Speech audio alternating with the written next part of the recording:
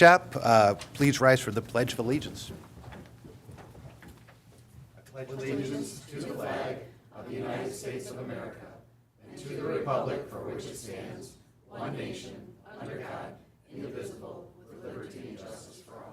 you. All right, item number 3. Ms. Grenier, can you please call the roll? Councilmember Bransky. Present. Mayor Lesnick. Yes. Councilmember Odell. Here. Councilmember Perry. Here. Councilmember Trump. Present. Councilmember Stein. Here. Mayor Pro Tem King. Present.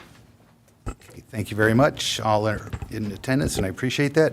Item number 5, citizen participate, item number 4, approval of the agenda.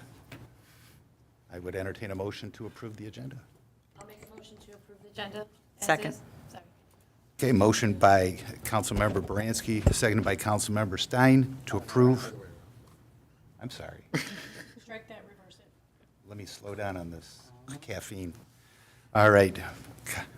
Motion by Councilmember Stein, seconded by Councilmember Baranski to approve the agenda of tonight's meeting. All in favor, say aye. Aye. Opposed? Motion passes. The agenda is approved. Item number 5, citizen participation on agenda items. This is a portion of the meeting. If you can't be here for some later portion of the meeting, you can speak now on any agenda item. Tonight's agenda has one item, and that is the budget itself. So if anyone would like to speak now? All right, seeing no one, we'll move on from that. We do not have a consent agenda, correct? Okay. Item number 6, won't do that one. Item number 7, new business. Discussion of the proposed fiscal year 2024-2025 budget. And tonight we have all of our department heads, city manager here, the entire council, and we're going to go over the proposed 24-25 fiscal year budget. So how this works, this is a budget workshop. This is more of a conversation between the council and the department heads about what their goals, objectives, and spending priorities and goals or objectives are for next year. So we will have that conversation one department at a time, unless we want to have them all come up together and try to get attention. But city manager, you can lead the way and let us know what order that is, and we can start. So I think the easiest way to do this is going to be able to just kind of start going through the order of the budget, and then when we get to some that go multiple funds or something like that, we'll deal with that. For instance, like when we get to buildings and grounds, I think that's the first part in the budget that involves DPW, and we'll work on going through DPW items, unless you want to save that for last and get through some of the minor ones first. Minor ones first? The minor departments or minor? Yeah, the minor budgets, so like assessing, clerk, finance, they're Those will be not a pretty quick. significant If we want to do those and assessing, I see Deborah here. She really has a very small portion of this. If we can move those things along, Sure, that's sure. fine. I respect people's time. I think if we want to, first off, just start with the general fund revenues. Okay. So I do have a couple of changes since this was originally prepared. I mentioned this at the last meeting, that the tax revenue would be reduced by about 91,000 for those veteran exemptions. For the federal grants, 101,000, 505,000, we did get that grant for 50,000 for the zoning ordinance amendments, should we approve and choose to move forward with that. The local community stabilization, I did have a conversation with the mayor about that, and there was some concern about putting the entire amount that the state anticipates that we would receive, though only about half of it is more guaranteed than the other half. So kind of wanting to see what your thoughts are, if you want to put the half value in there or the whole anticipated value. If there's any thoughts on that? Yeah, I'd say half, because that's something that could always be yanked depending on budget. It's always Lansing. better to have found money than to lose money. Yeah, well, let me explain that. Captain Gillis came up with a nice, easy term for this money. He called it the stabilization money. That's the, okay, who isn't working, Ed? Oh, we're all working, okay. I thought he was getting in trouble. The only guy that can stop a meeting. The stabilization money, we get two payments a year. One is in November, and that's the personal property tax reimbursement, and that's the guaranteed money. At the end of the year, there is usually a pot of money of about $100 million at the state level that is then distributed as whatever is left over after they've made everyone whole for the personal property tax reimbursement. And that's the money that the legislature can change, and it's not guaranteed how much we would get. So in past years, we've gotten between $600 and $1 million. We should know next month or at the end of this month, what the May payment for this year will be. It is a significant amount of money, but it's not guaranteed. So that's why I was concerned if we put $1 million extra in and then we start budgeting against that, we may end up shooting ourselves in the proverbial foot, so. And the state does have a website with a lot of this information, the projected monies that they would be earmarking for this throughout the state. So there is a lot of information if anybody cares or wants to spend some time and go to the state website and read all about it. I have another question for you on the veterans exemption. Can you explain what that is? So I would think Debbie can probably explain it a Thank little bit you. better. It's a relatively new way that the state is doing the exemptions. Yes, I'll just sit here. So what, in the past, the way that the veterans were administrated was, Can you back up just one step and explain the exemption at all? oh, Just for the, okay, sure. So veteran exemption is a 100% exemption of property taxes for all eligible veterans. So they pay zero. So the way that they did it in the past is you have to annually apply, and so they have to annually apply, and the value would come off of our assessment roll and the tax roll. So it would go to zero. So the treasurer wouldn't do any type of billing because the value's zero. okay. Now, this year is the first year where the value is staying on the roll. So when you look at the value that we gave you for taxable value, it's in there. Okay. So, but on the treasurer's end, the value will be there, but it'll be billed at zero. Okay. So that's why, so I said, well, we need to adjust the budget by the 91,000 because we're guessing about 91,000 in veterans will come off the roll. Okay. And in Lansing, there's been talk that if the state mandates that and creates it, they should reimburse us for that. They don't reimburse anything on it. I know they don't, but that's one of the things that I heard in Lansing. yeah. Yes. Can I ask you a quick question? So going along with that, for poverty exemptions that we have, how do we account for that in our budget? Do we know that ahead of time? Because that's something also that got to be reapplied every year, correct? Correct. And we don't get very many poverty exemptions. I could say maybe on one hand, we get maybe 5 a year. Okay. That would come right off of our assessment roll. The value would be taken to zero on those. But there's a minimal amount of loss on those. The value that I have here is our post-tax, post-board of review value. Okay. So once she gets the numbers after the March Board of Review, so we have our reduced taxable value, that's what I base this number on. Okay. Thank you. It would still apply at the July Board of Review and the December Board of Review for poverties. But like I said, we only get a couple of them. Okay. So I'd say that's minimal impact on the budget. Okay. All right. Thank you. Okay, you're welcome. Okay, so on the stabilization fund, half of that traditional overpayment or, okay. And then I have one other correction for the interfund transfer in. There was a miscalculation there. The corrected number is 477,067. Which line is that? It's the very last line, the interfund transfer in, And how much is it? admin charges. How much is it? How much is Hold it? again. 477,067.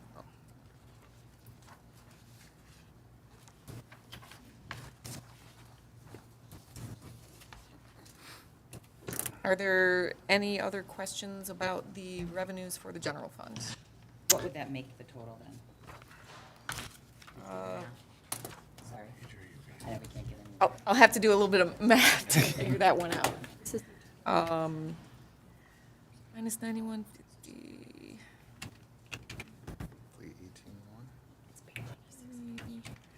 18.1. It would be reduced about Do it. 900,000. Thank you. And then when we get this all together, I'll send out Yeah. a revised version of this, and we'll get that posted online as well. So that's minus 500,000 from the local community stabilization. Cutting it in half would make it 900,000. Oh, we're cutting it in half. I thought you said half. The budget, the 100% reimbursement's been about 800,000. If we're cutting it in half, so we would go to 900?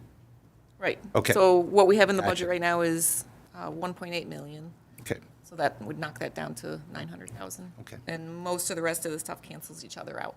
Oh, I got it. Got it. okay, thank you.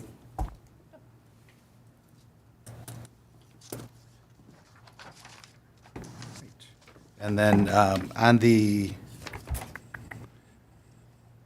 appropriations 2425, on the second page, you have interfund transfer out for self-insurance. I believe, is that for next year to, I'm not sure which one that is. Yeah, it's to cover the costs from all of the departments in the general fund to go to the self-insurance fund. There's also the account for motor pool from all the departments in the general fund that have to contribute to the motor pool. So think about all the departments that have vehicles, Right. because but we the- charge all of the vehicle stuff in motor pool. But the interfund transfer out goes directly to the self-insurance fund, so that's another 400,000. Correct. Yep. I got it, okay, thank you. The money comes in from the other funds and goes out through. Yep. this. Understood, thank you. All right. All right, and then the next department is city. I have a question. I don't, sorry. Yes, Thank you, Mr. Mayor, sorry. Yes, go ahead. So the PA 33 funding is 1.126494? Or is it, 2 mills. So, yeah, 1,126,494, correct. okay, thank you.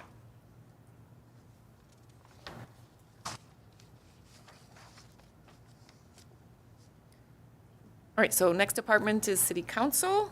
I did have some question about the amount for conferences. I did increase that for the upcoming year. I don't know if that is enough or not. So if, I would think that'd be fine, only for the fact of, you know, if we don't use it, we just put it back in for next year. Well, I would actually like to see it increased so that each council member, if they want to go to class, if they want to go to a conference, can have that reimbursed by the city. And I would like to see everybody, I know Sherry has been to some classes, and I've been to the Capitol Conference and things like that. So I would like to see it $1,000 per council member, and if it's not used, as you say, it just goes back into general fund. But I would hate to see somebody not go to a class because they would have to fund it out of their own pocket. And that would be the reason I would like to see that. So you want to increase it 7? To 7, and then if you don't use it, it just goes back to where it came from. I'm fine with that. I think you should always have that option on the table in case, you know, somebody wants to take the initiative and if it pays off by educating the council members to better run the city. I think that makes a lot of sense. I'm in favor of that. I mean, it's not something we have to use, but it's there in case we do. And if it's abuse, someone will let us know. So, but I don't anticipate that happening. So. We have a consensus on that? Pencil that in for now, and, okay. Well, I would think 500 is fair, because there's not, I mean, I'm fine with education and everything, but if you're gonna go kind of crazy on, I think I don't know. I don't really know what's available. Like, I don't either. How much does I haven't been to $1,000 one. get you? What does $500 get you? It's Well, hard most to of the figure 'em out. conferences and stuff are like $300, $200. And a lot of them are not stayaways. So, I mean, it's kind of like a 75, 25 for the conferences, so. A lot of them are just go attend them for the day kind of thing. And they're like $300-something. Why don't we split the difference, 750, and count for it that way? How about 5,000? Okay. And then, like I said, if somebody doesn't use it, it just goes back. But the Because- understanding is that it's not 5,000 first come, first serve. It's, Correct. right? Yeah, Because- it's absolutely. self-discretion. Absolutely. Yeah, bingo. Yes. Yeah. You're not signing up tomorrow to go to the Mackinac. Oh, I was. There's a, $5,000. MML Capital Convention is on Mackinac Island this year, and that's, Sounds you know, good. that's a $3,000 weekend, and we're Yeah. not. that's- Well, that's if you stay on the island. And you stay at the Grand Hotel. Come on now. Well, Amy's got the 5,000. Knights of Columbus do that No, too for all their right. thing, but I haven't been to Are we one good with yet. 5,000 as a, That's I'm fine. fine. okay, Yeah, I think thank you. So 5,000 for that? Yep. Okay. Anything else for city council?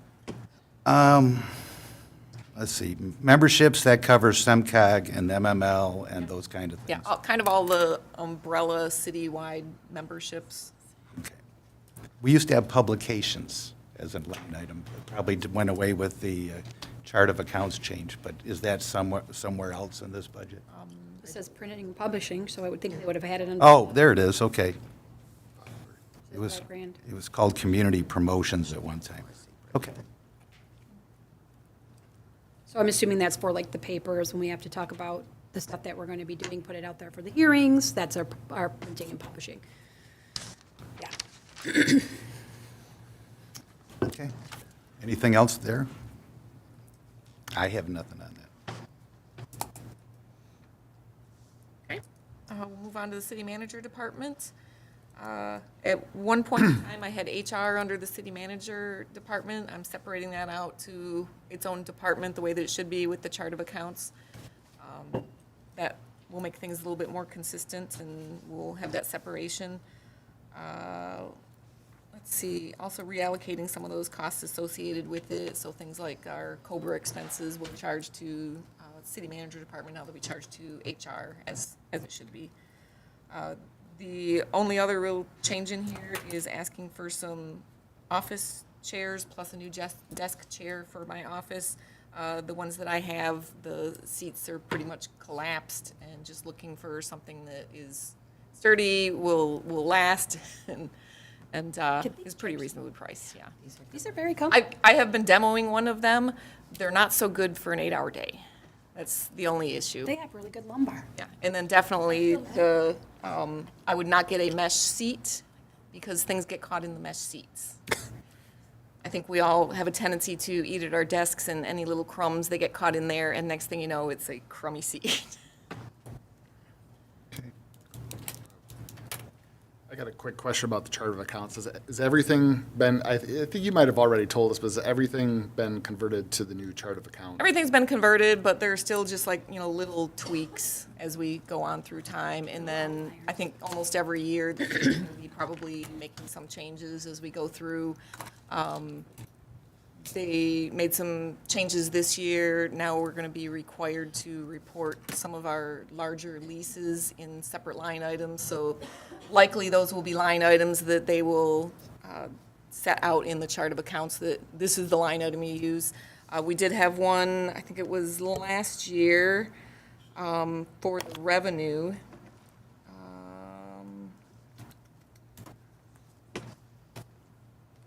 It was one particular revenue account that they said, this is the line number that you use. Just giving me which one it is, but, Okay. yeah. All right. Mayor Pro Tem Sutherland. I just have a question first. Are we using the buttons? Yes, that helps me. Okay. Yes. Just wanted to double check. Okay. So then if we increased our budget amount for conferences, I think that we should probably do the same for the city manager. We have 500 on here, right? Is that what I'm seeing? So then, I mean, if there's anything additional that you would like to, it could be anything, right? It could be. I don't need anything this year. But you don't, what is out there that you could take advantage of? BSNA courses, leadership classes now that we've kind of solved the right number issue, right? So that, like professional development, coaching, those types of things. I mean, maybe there's some stuff like that you'd be interested in. So just because you don't, it's the same thing with us, right? We don't know what exists. Maybe there are things out there that would exist that would be helpful. So I think that we should probably, I mean, right now it's only 500. Let's double it if she doesn't use it, right? Same be fine with that. concept. Let's Yeah. make it 1,000.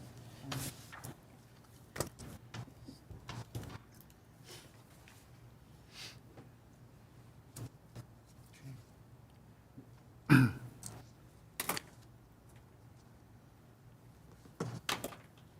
right, anything else for that? I'm good. We will move on to the Finance Department. We've got, obviously, Angeli here to answer any questions, but as far as most of the budget, it's the wages, the operating the contracts.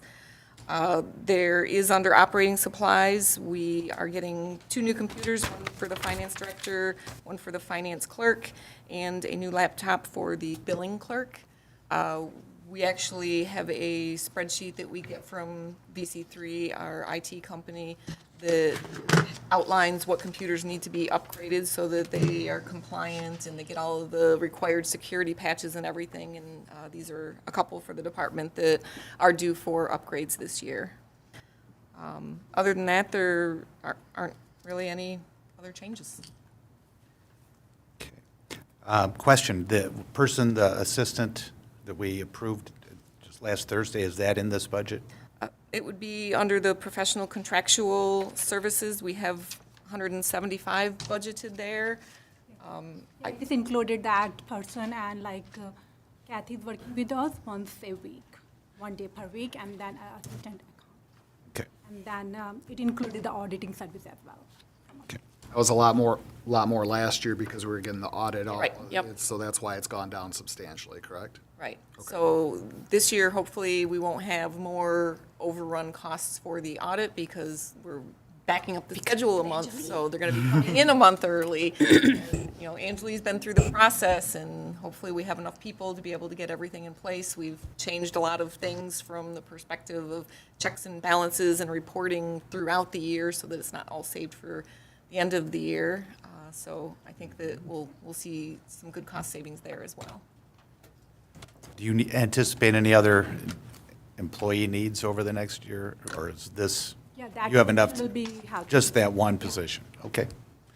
Anything else you want to tell us about the finance department?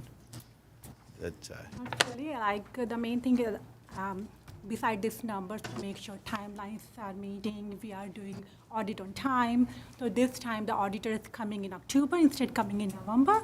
So my time is a little shortened, preparing for the audit, but give more time them to, they have more questions and working on that one to have our audit done in December.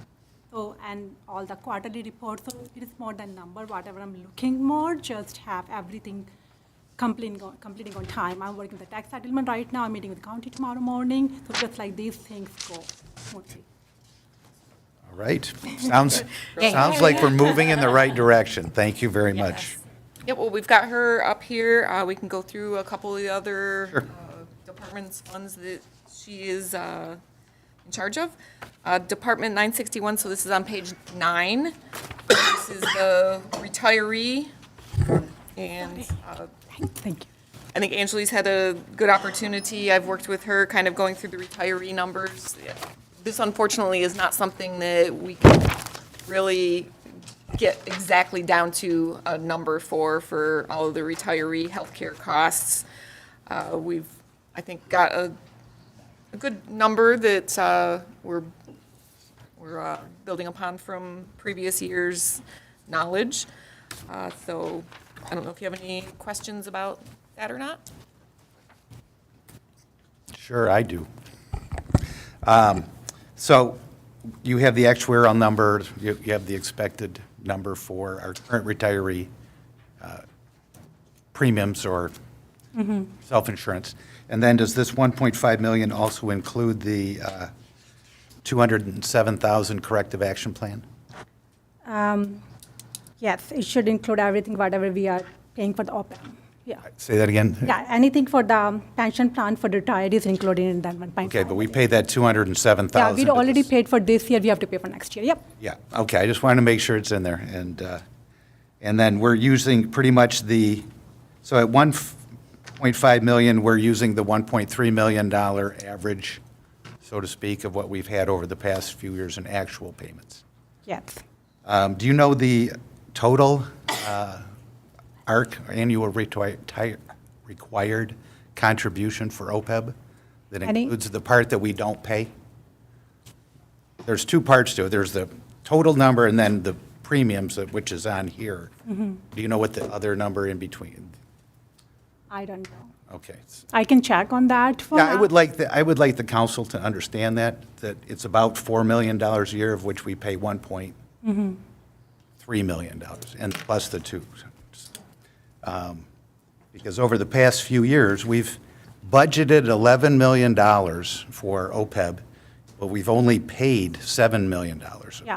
Yeah, we were behind, and then our liability keep increasing for the future year and now, so that we made a plan with Dylan, OPM and MERS and the state, and then we have to contribute 207,000, whatever you mentioned, every year to after 30 years, then we will be in that situation, depend how the things are going, to equal to whatever our expenditure will be.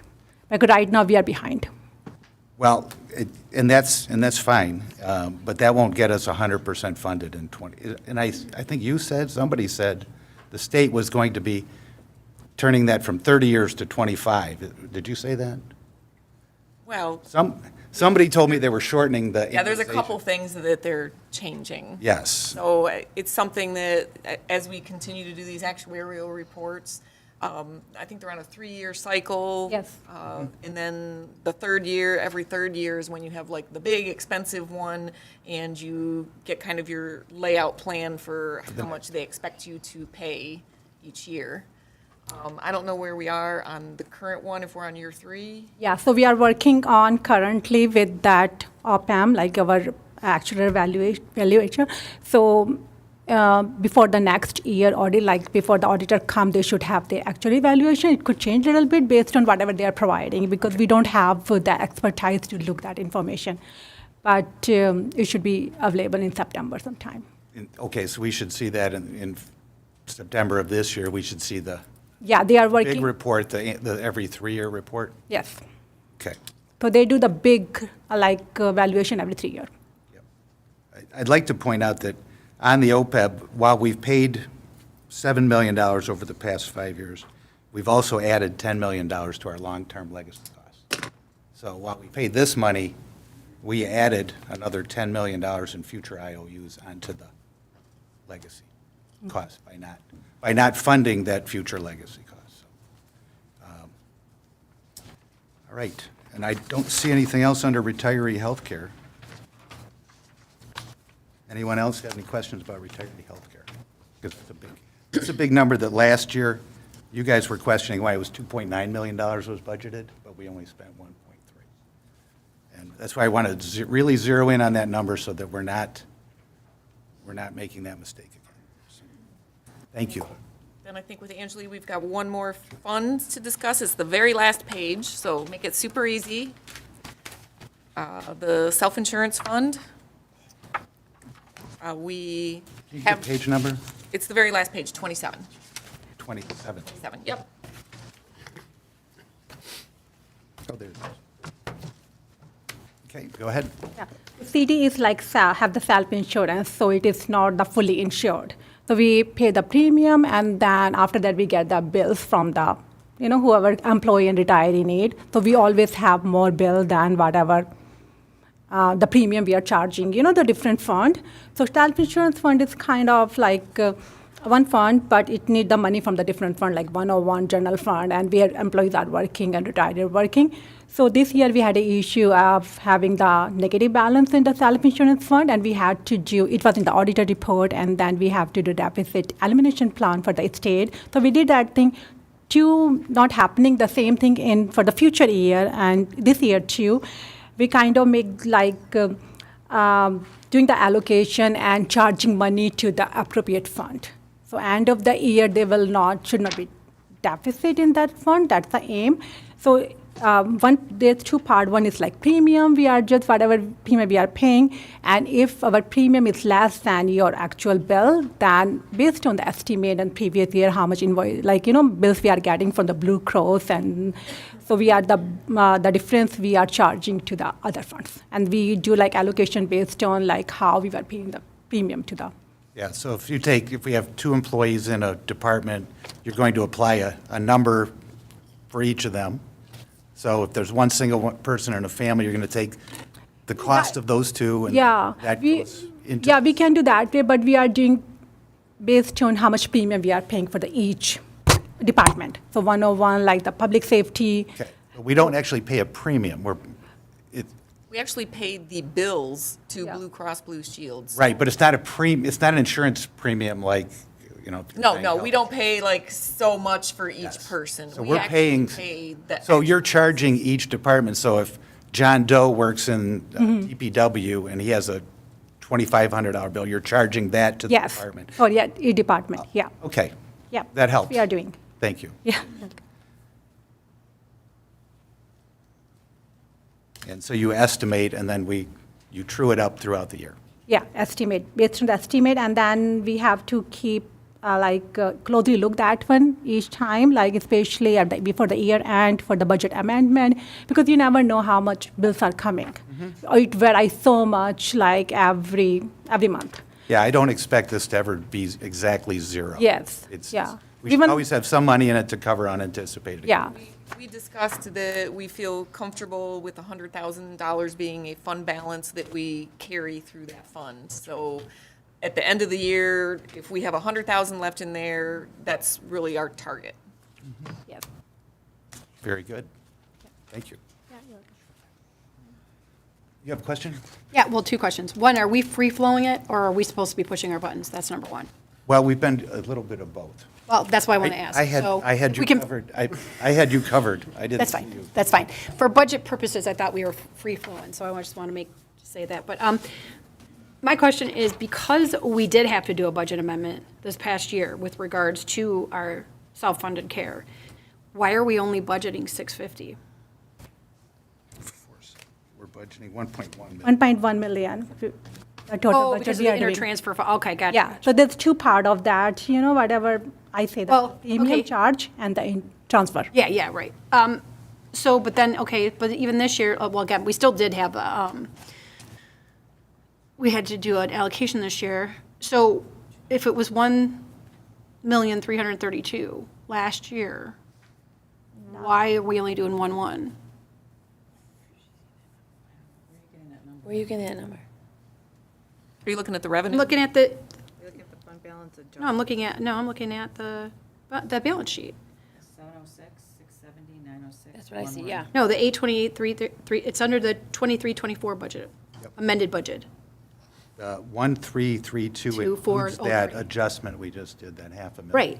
Right. Which I'm was s- over 2 years. Yeah, because we were More behind. than- Get a Oh, that's negative for a fund balance. 2-year, okay. It was I more missed the than one. 2-year part. No, and it wasn't clearly data, but now I'm putting the pieces together. Gotcha. It was Okay, over so more than 1 year. it is because the auditors recommended it, so you're trying to keep a fund balance, so you put the Yes. fund forward. Gotcha. Okay, that's what I wanted to know, because I'm like, I don't want to underestimate that fund, because healthcare just keeps going up, and No. I don't want to have to do budget amendments all the time at the end of the year. It's kind of a bit redundant if we can avoid it, so.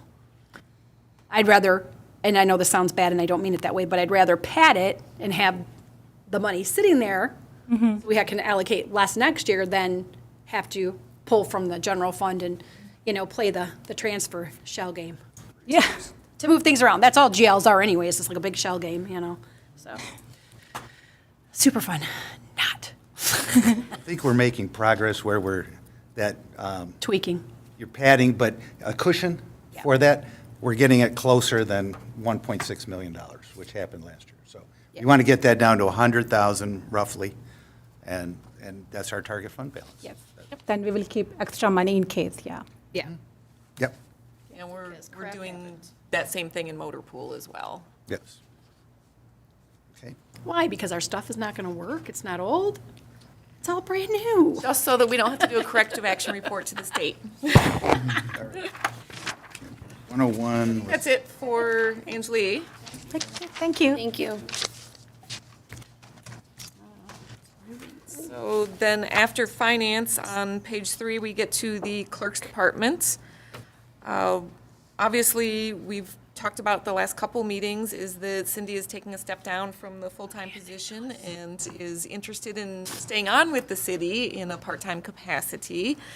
So for those changes, we would need to do a little bit of office reconfiguration, set up another desk in the office, and then we would also need a computer for that. And then we're estimating 2 federal elections and 1 local. We used to be able to just put the information in there that it's just so many elections, but now federal elections have very different costs than local elections. We have those 9 days that we have to do.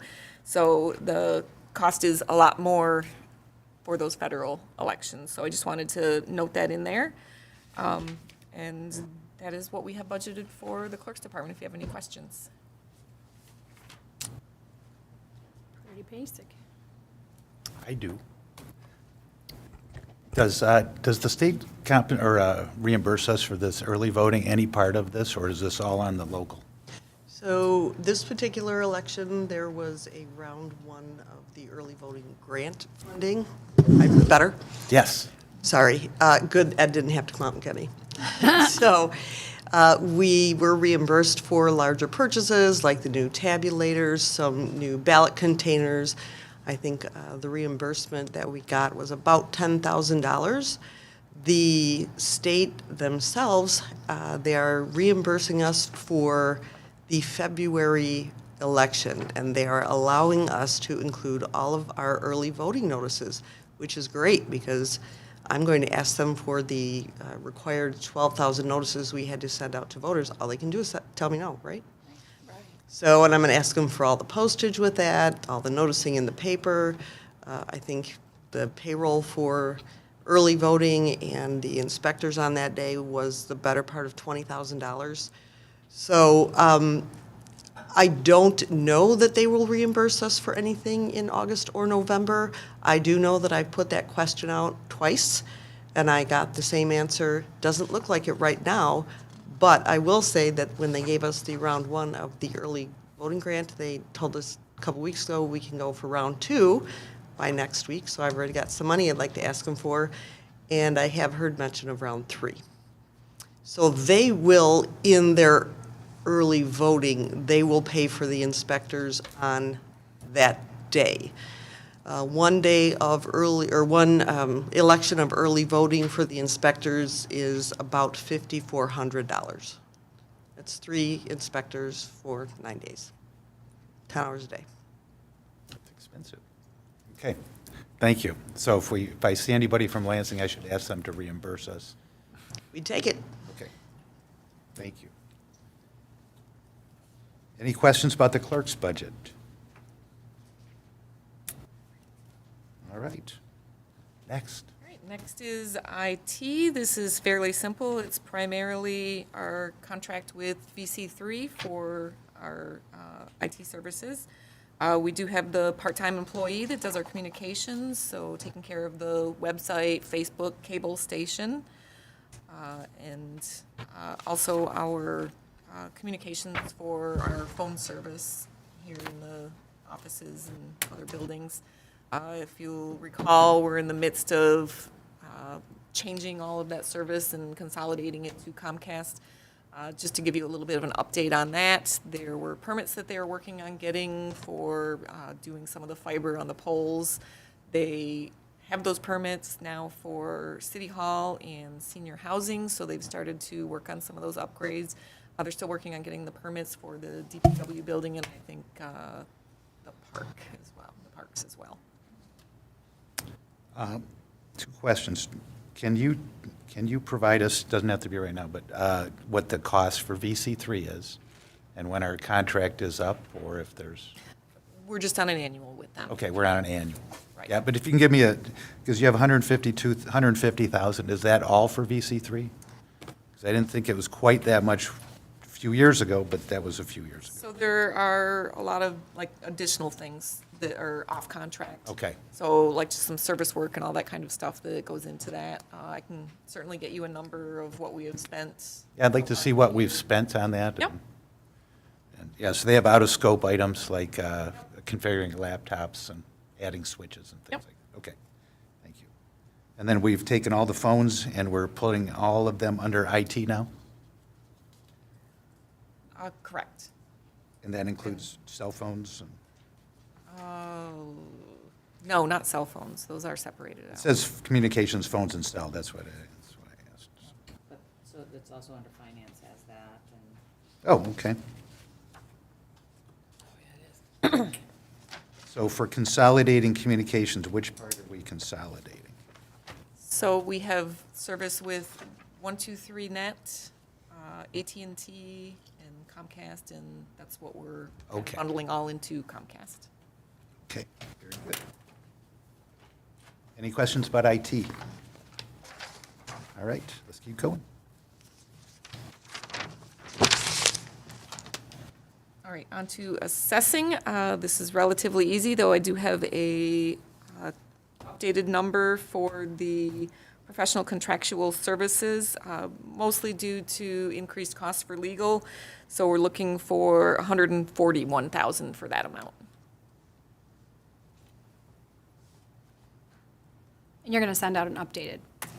Yeah. When I we're all don't done. have my hard copy, I'll be writing on it, but yeah. Yep, when we're all done, I will put all the numbers and everything into BSNA, and you'll have all the updated photos. Okay. So that's additional legal charges. Okay. And then we approved the contract at the last meeting, so with those rates as well. Anything else? Is she off the hook that easy? I might jump in this year. Would you like to say something? Just say hi. Any questions? Back again. We had some big appeals this year. We had MER, which is the new industrial building. We went to trial on that one. We're waiting for the response from the MTT on that one. MER? MER, which is Fastenal. It's the new building on Bennett. So that one Oh. went to the entire tribunal. So there were a lot of attorney costs, appraisal fee on that, hearing fees such as trial prep work, expert witness, fees like that. So that really kind of made our budget bigger. And then we had another one which we ended up settling, but the appraisal helped us get to that settlement, so, which was the golf building on 15 Mile Road, the old golf building. You mean the indoor golf building, Zip Logic Yes. building? Okay. Yes. Okay. So, I didn't even know we had a golf thing, but I don't care about golf, so I guess that's why. No. Yeah, but I mean, I didn't even know we had one in our city, so. I guess you have to care about golf to care about that, huh?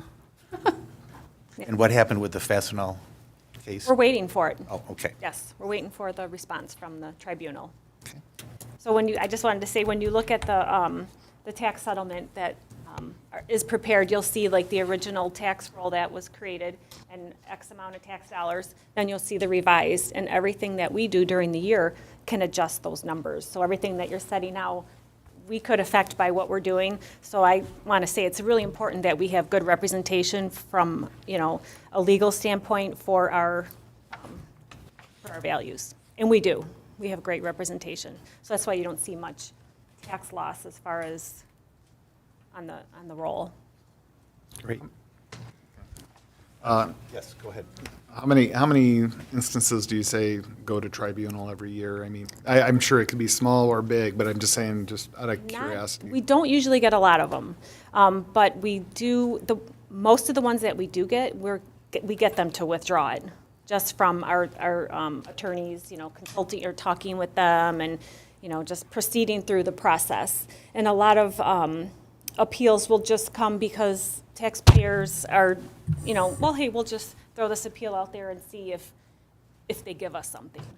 So we kind of wean through those, and if there's nothing there, we'll get our attorneys to get those withdrawn. But if there are, if there's something there, we can settle with them. If not, like the Fastenal one, we were firm on our value, so that's why that one proceeded.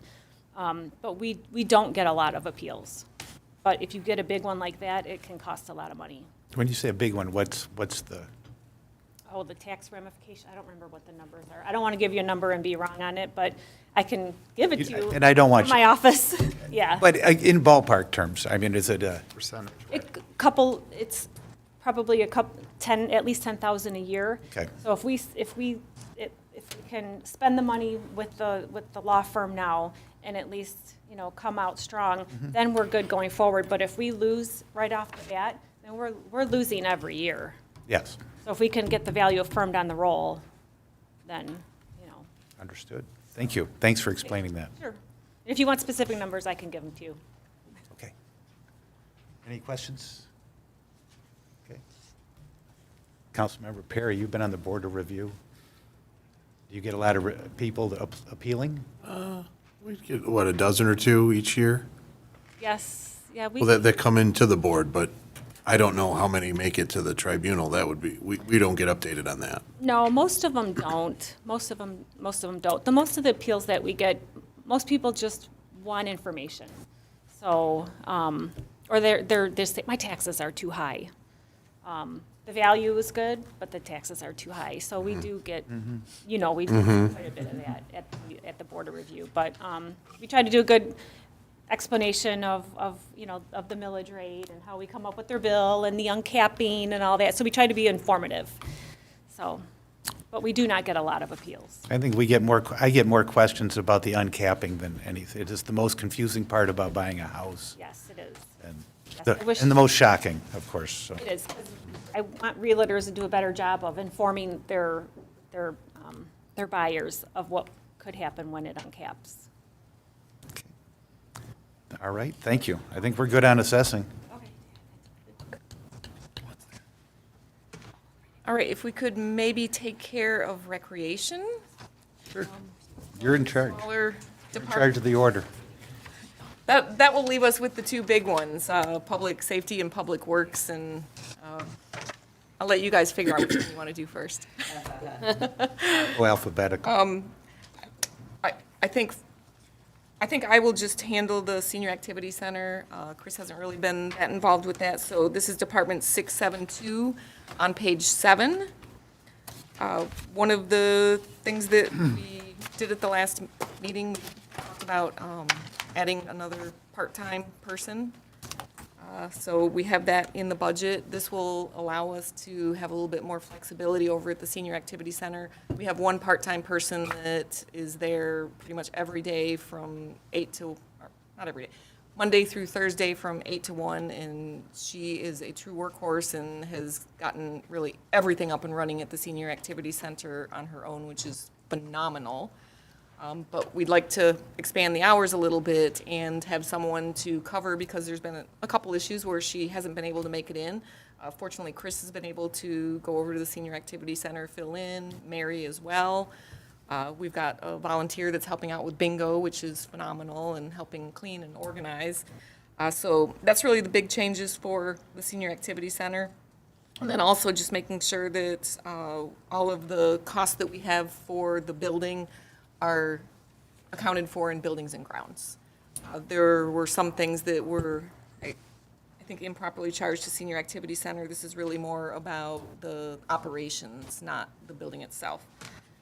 So that's what I have for Senior Activity Center, if you have any questions about that. Or maybe if you have anything that you want to add, Chris, about Senior Activity Center.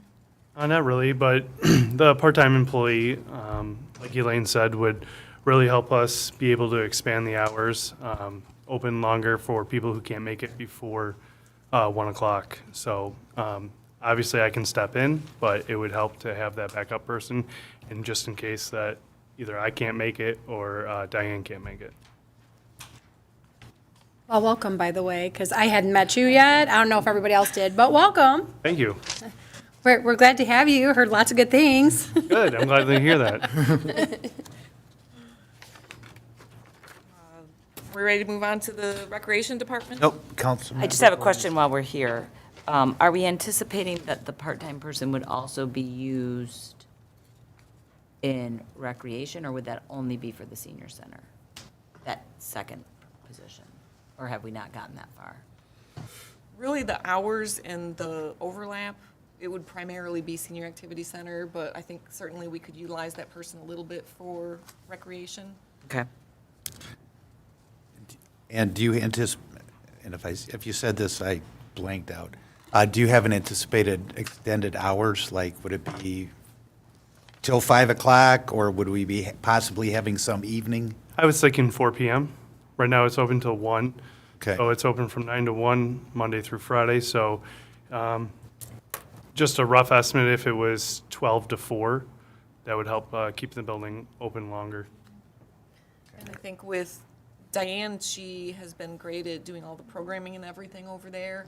I think this other person would potentially be someone that could help Chris with some of the, like, programming things that he needs help with from just regular Parks and Rec.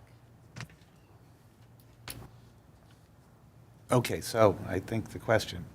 They answered it. Okay. So you said they could be doing some recreation work as well? Yeah, yeah. Okay. So, when you're manning the counter there, there's time that you can be working on other things, whether it be like flyers or something like Yep. that, making calls to try and schedule events. I'm sure that person can help some of the time with that, but obviously you're manning the counter, there's people coming and going and a lot of things going on, but I could see that person spending some time helping Chris as well. Okay. Diane and Chris have a good working relationship, and they help each other out with things as well. So there is overlap between the two. But obviously, I think we've heard loud and clear, senior activity center, only senior things can happen over there. I think we've heard that loud and clear, unfortunately. Councilmember Odell, you had a question? Just, About that. but obviously with the expanded hours, there's definitely a need. I mean, that the seniors want to use that building longer than 1 Yeah, o'clock. we've had a lot of requests for more time, later hours. It might be something where maybe we need to try and adjust hours. Is it something maybe we, instead of open till 4, maybe we have someone that comes in, works like 3 to 6 or 3 to 7, something like that. So it'll be kind of an experimental thing, trying to see what hours work best, what kind of feedback you get from any of the users of the facility, and where you potentially get like the most bang for your buck. Okay. And Chris, we used to have things like a senior Christmas luncheon and things We like. had that this year. We did. Yep. Well, last year. Did I go to it? I don't remember if I went to it. So, but we would continue those kind of programs and. And build on it. I am eligible. All right, thank you. I guess to mention. Thank you. Just be flexible and let's see what we can do with this. This is great. Any questions at all on Senior Activity Center? And there used to be 2 Senior Activity Centers. One was the building and one was the programming, which was always confusing. Yeah, and that Now- was terribly confusing, and the chart of accounts cleaned all that up. Yes, I noticed Now all that. that building stuff is in buildings and grounds. Okay.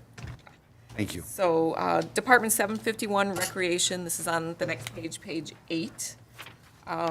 Not really a lot of significant changes in here, except just working with Chris, talking about wanting to grow recreation programming and doing more things. Obviously, staffing is one of the things that is a hurdle. Fortunately, there are a lot of great partners that are out there that we can work with and contract and have events, other people coming in to help out with stuff. He's got programming moving forward for sports in our parks again. We've got a lot of people that have signed up for that. So things are definitely starting to move in the right direction. Great. Mayor Pro Tem. I just have a question about, I don't know where to look for it. So years ago when we had the farmer's market and that was first started, the intention of it, from what I'm told, was to save money for a dog park or raise money for a dog park. And that money was in a separate account under the farmer's market. And then we had our previous assistant city manager, Vince, right? It got moved out of that farmer's market fund, wherever it was, into the general fund and then moved back again. Where is that money? Where do I look? What? It is Like like a lot of questions on this, so I want to make. It is likely a balance sheet item, so think of it as something where it's like a line item that says you have this much cash reserved for something. So it's not a budgeted item, because Okay. you're not like budgeting you're going to be spending anything from it. Right. So it's still there, it's just something that we haven't budgeted anything for that. Okay. So how how would we know it's there? How, I'm sorry if this is a stupid question, but how would we know? How would we know where it is and that it's there? Like, I guess where would be the proof, right? If somebody wanted that. I can- Angeli left already. Well, I can answer that. Can you? Yeah, I got a copy of the balance sheet, and we will look for that. It's called is it, Cindy and Elaine, is it a trust in agency or a trust and agency account? In, isn't it? I think it's in. I'm not 100% sure. I think it's in. And it's one of those. Yeah. Trust and agency. Yep. Just say it quickly, and it's either one. But what that is we started this back in 2007 with, when we started raising money for McKinley Park, or for the Boundless Park, it all went into general fund, and we were very concerned that it would just get lost in the ether. And so that money was then moved into a trust and agency account that we ended up using, so And it that's why I should be wanna there. ask, Yes, because- we, yes. and I'll send you the balance sheet, but we'll also include Angeli and Elaine, so we all know where the money is. Okay. And Councilmember Odell, you may have a question on that as well. Oh, well, yeah. there About was- the hands The money? hand prints on I think it was around 4,000 for that. That was raised to put back into Fort Fraser and the Yep. park and whatnot, so. Yep. Because we were looking at doing shades and stuff, but that didn't go through, so, yeah, just want to make sure that money's accounted for. Yep. As well, because it was earned with that intention, so. Yes, and we will find it, Okay. find the line item, and we'll circle that, and everyone will know. Awesome. But we haven't made any, just so it's clear, we haven't voted to do a dog park. Oh, no, I'm just. No. I know, because there's lots of talk that as if, because someone spoke with the mayor, therefore it's a dog park. We have not voted on it. We would have to vote on it. It's a very expensive proposition. So I just want to make it clear that Right. the money is still there, but right now, there's no plans for a dog park. I don't want people to be Yes. like, where's it going?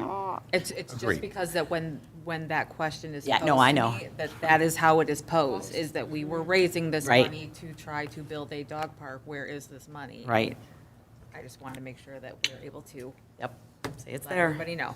And just to emphasize, I agree with you, and by putting it in that trust and agency line item in 2007 or 8 or 9 or whenever we did, we were able to spend that 7 years later. So it doesn't go anywhere, and that's when the project happens, if it happens, then the money can be allocated.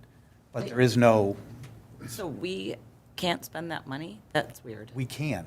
What I'm saying is. I mean, on not the dog park, or not the, It's a trust and agency account, and we'd have to talk to Don about what that money could be used for. But it's not necessarily a dog park. It is, the council can control the use of that money. no, that's what I'm saying. That's what But- I'm asking. I get that, there's two different things. Obviously, when we, or whoever did the Boundless Park, the city, the council agreed to put it in that dedicated account. Yes, yes. Okay, because that makes sense. Once it's there, hands off. That's correct. Okay. That's correct. So if we chose to, as a council, want to use it for whatever reason, we could do that and let it accumulate over time. That's correct. Okay, got it. Yes, you're on both.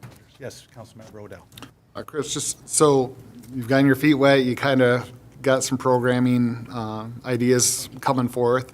Does your budget reflect the supplies you're going to need as far as, I mean, I have no idea what we have as far as like sports equipment or things over the years that might have gotten lost or thrown out?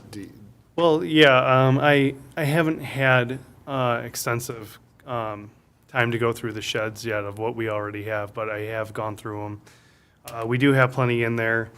The budget will reflect basically an increase so that when I am able to do my events and the events that I come up with, that the money is there for example, we had like the marshmallow drop back in March, and that was around a little, probably over $4,000.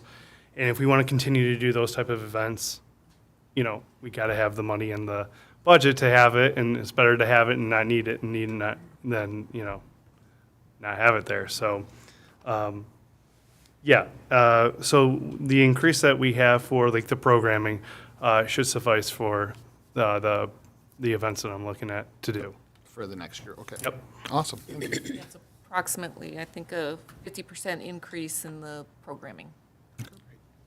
So this year, our amended budget is $20,000 for the programming. Next year, we're budgeting $30,000 for programming.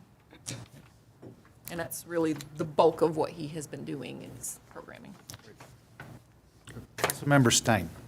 Yeah, Chris, so you have on here, full-time, I'm sorry, not full-time, temporary and seasonal employees.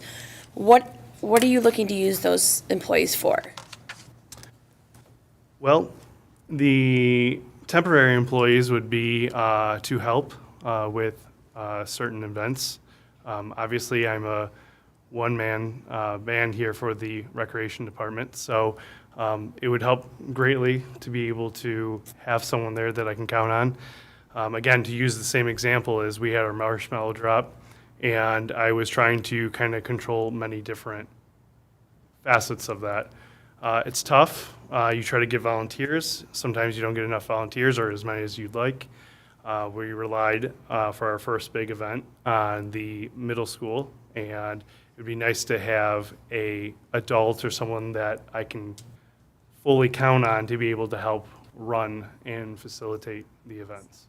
So are you looking for also those temporary employees to do other programming? Like, we used to have all these small, like, cheer or something like that, and they would hire temporary employees for that, or seasonal.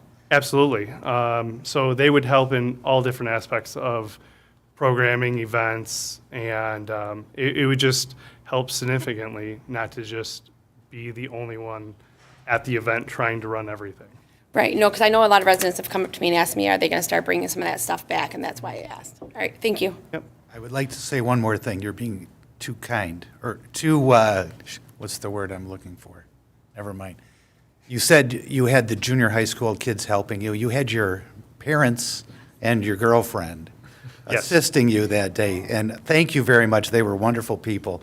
But you didn't do it alone. You had a lot of good help. Your mom and dad, they were telling me about having all the bags in the living room for 3 weeks. They packed 427 bags for the event. Yes, they actually told me that number. So anyway, thank them again for me. Of course. It was a great event. And my girlfriend was the Easter Bunny, so. Just so you know, too, most of the people on this council have served on Parks and Rec. And if you need help on something or have questions about stuff that's been going on, most of us have been here for a really long time and participated in all this for a really long time. Don't hesitate to reach out to us. If we can help, we will. Yeah, absolutely. We've helped on I always, many. I always appreciate the feedback. I'm always open and, would love to hear your guys' opinions and thoughts.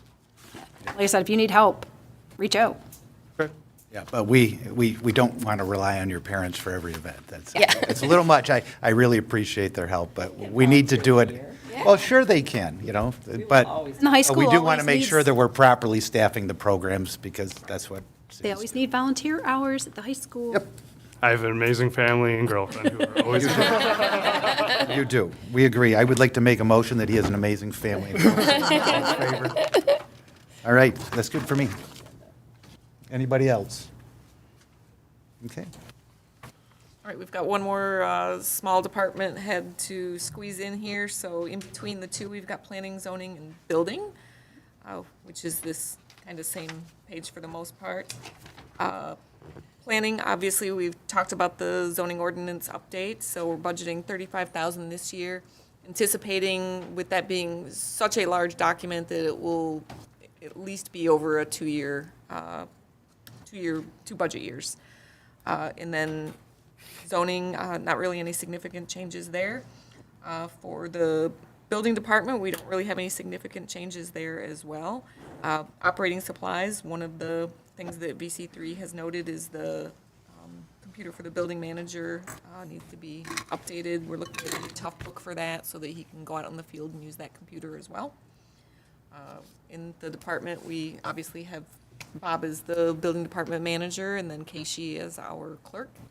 We've got Chuck as our code enforcer, and then the rest of the employees are contractual through McKenna. Questions, anyone?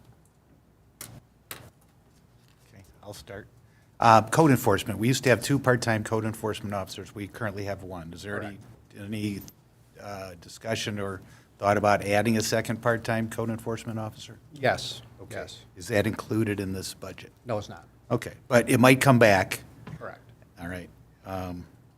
What else would you like to do that you're not able to do with this budget? Is there any needs that we have that you don't feel we're meeting, or? No, I think everything's good.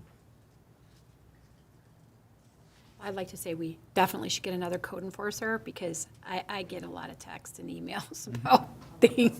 I didn't know who else is included in those, but about, things in the city and stuff like that, and I know you're one person, so we definitely want to keep a hazardless community. Correct. Thank you. So you're looking at maybe like another part-time code enforcer? Definitely. Is that something that we should run some numbers and? We could run some numbers and plug it in this budget. If we don't do it, then the money doesn't go anywhere, but I would like to see that. I would as well. Is there a consensus? that I we should agree. Add this to the I think budget? that is a higher All in favor? priority. You don't have to take a vote. I mean, I know, I'm just saying, all in favor? Gotta have 5 at the end of the day. well, I like the idea. I think you got your 5. And my, On job listing tomorrow. Get another body. Starting July 1st. you may want to wait till the third Tuesday in May. Okay. Okay, that's the day after we pass that we're required to pass the budget. Okay. But I think you have support here for more code enforcement and actually seeing some of these things through that have been lingering. Correct. And, I know there's some that are sticky and they take some time. Correct. I don't want to abandon them just because they may take a little more time than others. Right. A lot of them are into the court system. And in the court system, we give them time, we send them their 2 letters. If they don't comply on them, and then we issue them a violation ticket. And then it can take anywhere up to 2 to 3 months before it's even on a court Yes. agenda. And I think people don't understand Correct. that the court system takes a very long time to work through this, because the first thing they want to do is compliance Correct. before they start fining and all of the other. Correct. They want action right now. And we just try to explain to them, and Chuck he's a good employee, and he does his job very well. And he does sit down with them and tell them the process of how we do it. Okay. And did he have a code enforcement background before he started? No. Is there any training or that we can Yes. plug in your budget? Is that in the budget for you? Yeah, there's some meetings, things like that, conferences, membership. Okay, there it is. Yes, I see it. All right. Professional development, that last line. Yes, that's what I want to make sure that Adding we. another person, we might want to probably consider increasing that amount a little bit. Yep. If you want to add something to that to accommodate a potential second, that's Correct. fine with me too. Or Yeah. that's okay with me. The council can speak. I actually have a question, though. So for, well, let's just go with elderly or disabled community members who are getting ticketed for blight, let's say, or whatever. Do we ever try to connect them, or do we have like a reference sheet we can give them for all the people that do like the chore jobs and stuff like that, just information to help them solve the problem before it, exacerbates? Do we Yes, have that? yeah. We don't have a list or nothing, but we do tell them there's some sources out there that we can try to help them to get phone numbers. Keishi's background, where she came from, she's into that stuff too. So we get a lot of references from her. I was just like wondering, can we do like a reference sheet? Just like, you have it at the counter, like, or have it when they go out, whatever, like the grass is 2 foot tall. You need someone to cut your grass. Here's a chore thing, and just like, here's some numbers, kind of get in front of it for them and kind of, give them, because unfortunately, it seems like a lot of the older people, they're getting into the computer stuff now, but still not really great and savvy at it. So if we just had like a reference sheet for them, I think that might help a lot of residents and kind of just move that process so it's not so cumbersome, maybe for Right. everybody. Yeah, we do have quite a few people there, they call themselves old school. Yeah. So they don't use computers. Exactly. So we try to, if they call on the phone, we tell them, come on in, we can talk about it. And we do reference, 3 or 4 different companies. We don't just pinpoint one or nothing. And then they go with that. I just, like I said, just like the chore program and all that stuff like that, if we just had a reference sheet for them. Yet we're not selling them anything, we're not doing kickbacks or anything, these are just programs that are out there for the community that a lot of those people don't know about. I mean, I know when they come here every year for the CBGB money, I know, that's something we talk about, but if we had like a reference page or something for them, I just really think that would be a valuable asset and something very, very inexpensive and it shouldn't take much time to put together, and have it there as a reference sheet. I just think that would be a really great thing. Okay. Surely do that. Thank you. Isn't one of the groups for the CBDG money that we just gave do those chores? Exactly. That was specifically what Yeah. they did. Right. So, Interfaith since- caregivers. Yeah, Yep. interfaith caregivers. So, I mean, that should be something, if that's a way to get our money Exactly. back on the investment that we're giving to them, if they can, because they do those light chores and can do that type of thing. So we should have that available since we contribute to it as a city, and utilize that, because it's a free service, if I recall right. Yep. So I don't think they'll mow it every week, but if it's really bad, they can maybe get it under control and utilize that. So I think we should have that interfaith givers information available there, especially for smaller jobs, so. Yep. We can get that Macomb together. Community Action has programs like that too. so. There's a bunch of them out there, that's why I Yep. was just referencing. Yeah, I think that would be very helpful to have a list. We may even have some of that on the website, so you might check that. Okay, All right. do that. I think we're done with building. Before we get on to the next two, would you like to take a quick break? Great. Thank you. Be back here and take 10. Let's make it practical. So, 7.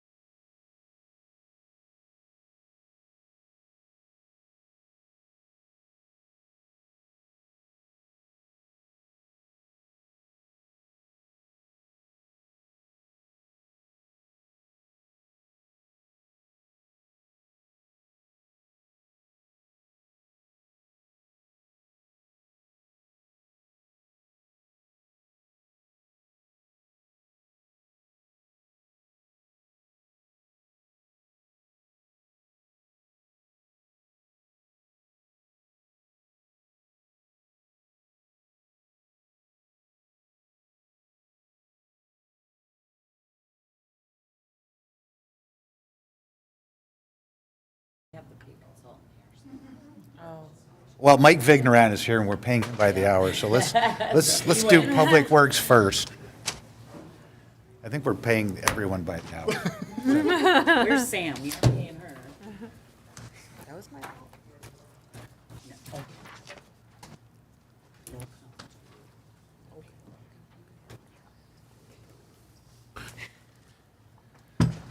Wait, He left. what happened? Where'd it go? Oh, Oh, I thought he gave up. I was like, that was quick.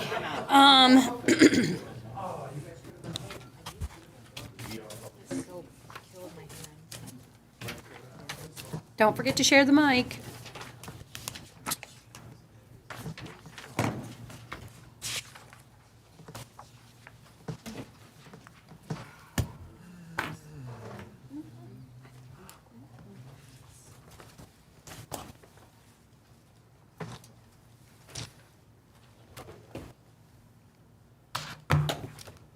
Next up, we have Buildings and Grounds, which is Department 265, and that's on page 4.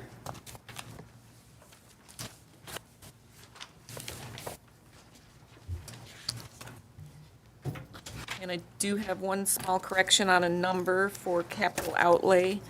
That number should be 405,000. Can't make notes. I know. I thought you could write on here, but you can't. Well, no, because that's not a tablet. That's not that kind of a tablet. It is too. Instead of the 300 or instead? It won't let me enter. What are the 395? Oh, can't yeah, make any. that's because it's. 405. It's a- or it's a- It's a PDF. Normally you can write on PDFs. I don't know. I mean, So obviously, the big significant thing with Buildings and Grounds, as I mentioned, this is our department fund where we charge all of our expenses related to any of the buildings and grounds.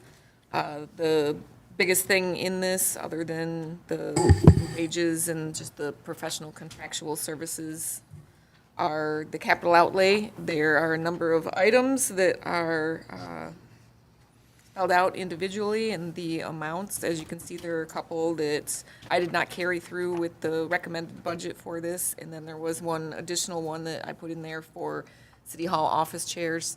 The office chairs, lots of them are broken, and people have been kind of taking from conference room chairs temporarily. Like I mentioned, I'm actually trying one of these chairs in my office. So looking to get something that hopefully will last us another 30 years. I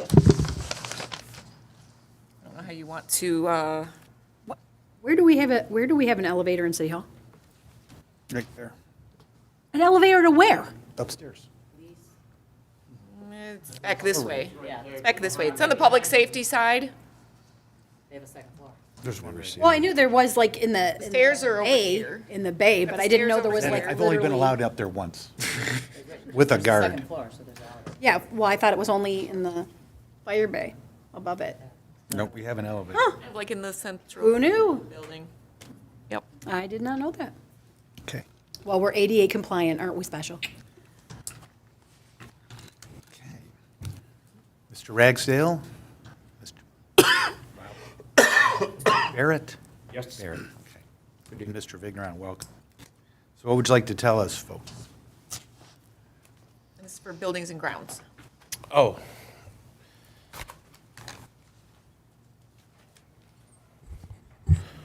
You said, we're talking about buildings? Buildings and Grounds. Okay, go ahead.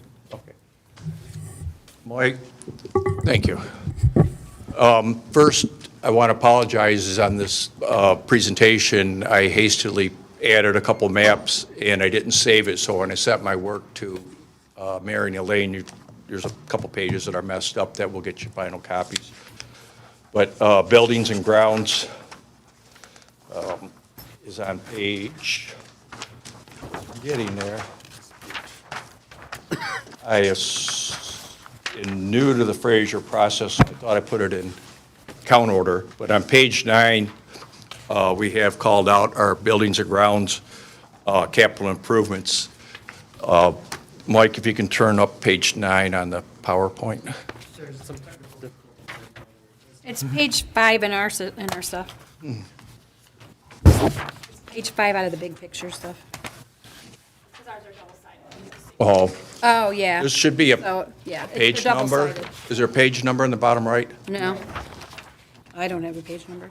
Anybody else? No, but if you, is this We the can- one we you can want find us to it. have? Yes, the one with the Has the arrows and the parking lot. pictures. Yeah. Yeah, let's start with that while we're waiting for the technical issues. Okay. So if you look in buildings and grounds for our capital improvements, we're calling out a new parking lot. At this year, this budget year, you guys approved the south part of the DPW parking lot, and we're going to do it in 3 phases. In next year's budget, the north side of the parking lot where the recycling and everything is, you can see the 2 top right pictures here displays what our parking lot looks like.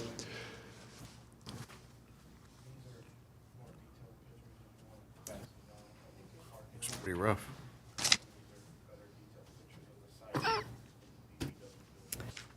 Well, just on the siding, maybe we need to teach the guys to drive a little better?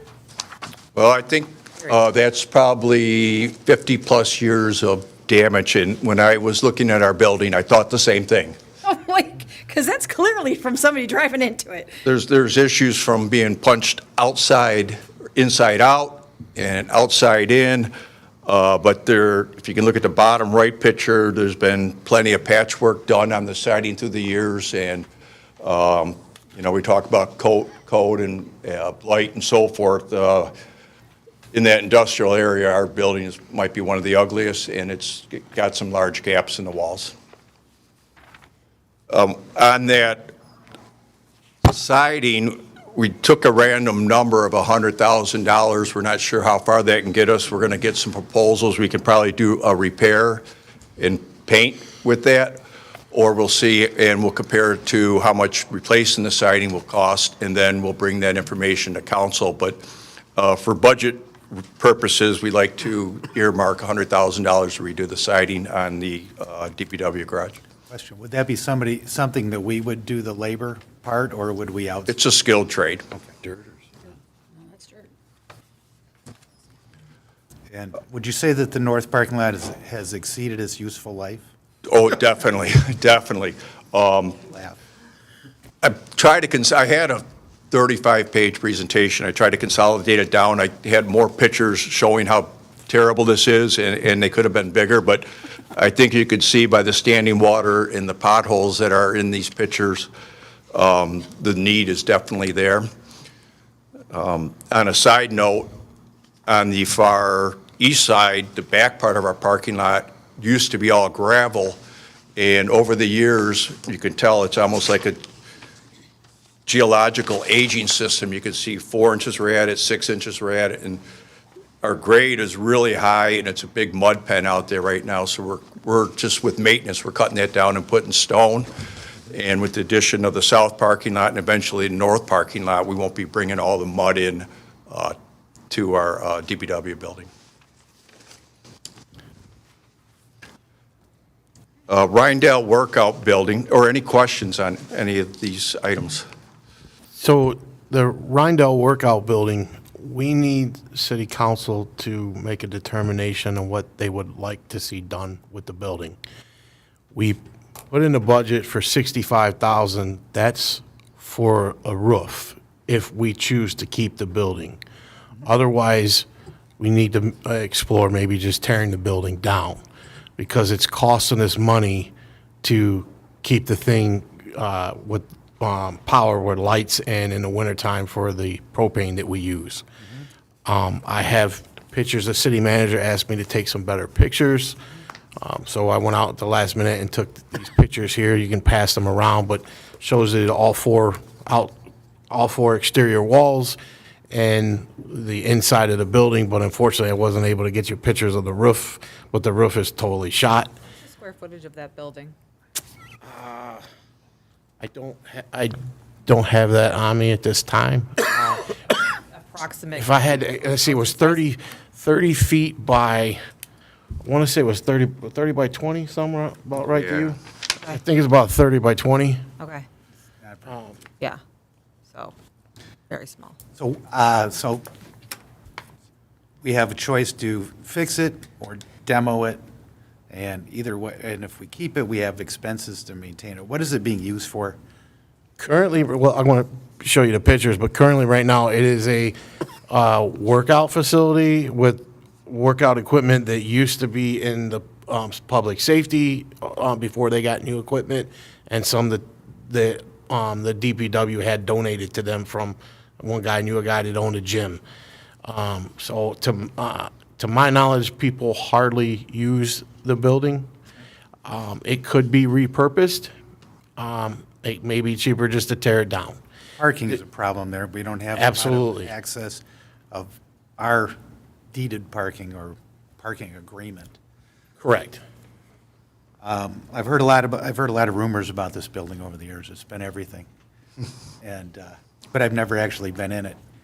So, would it be possible for council members to go see it before we Absolutely. make a proper decision? Yeah, absolutely.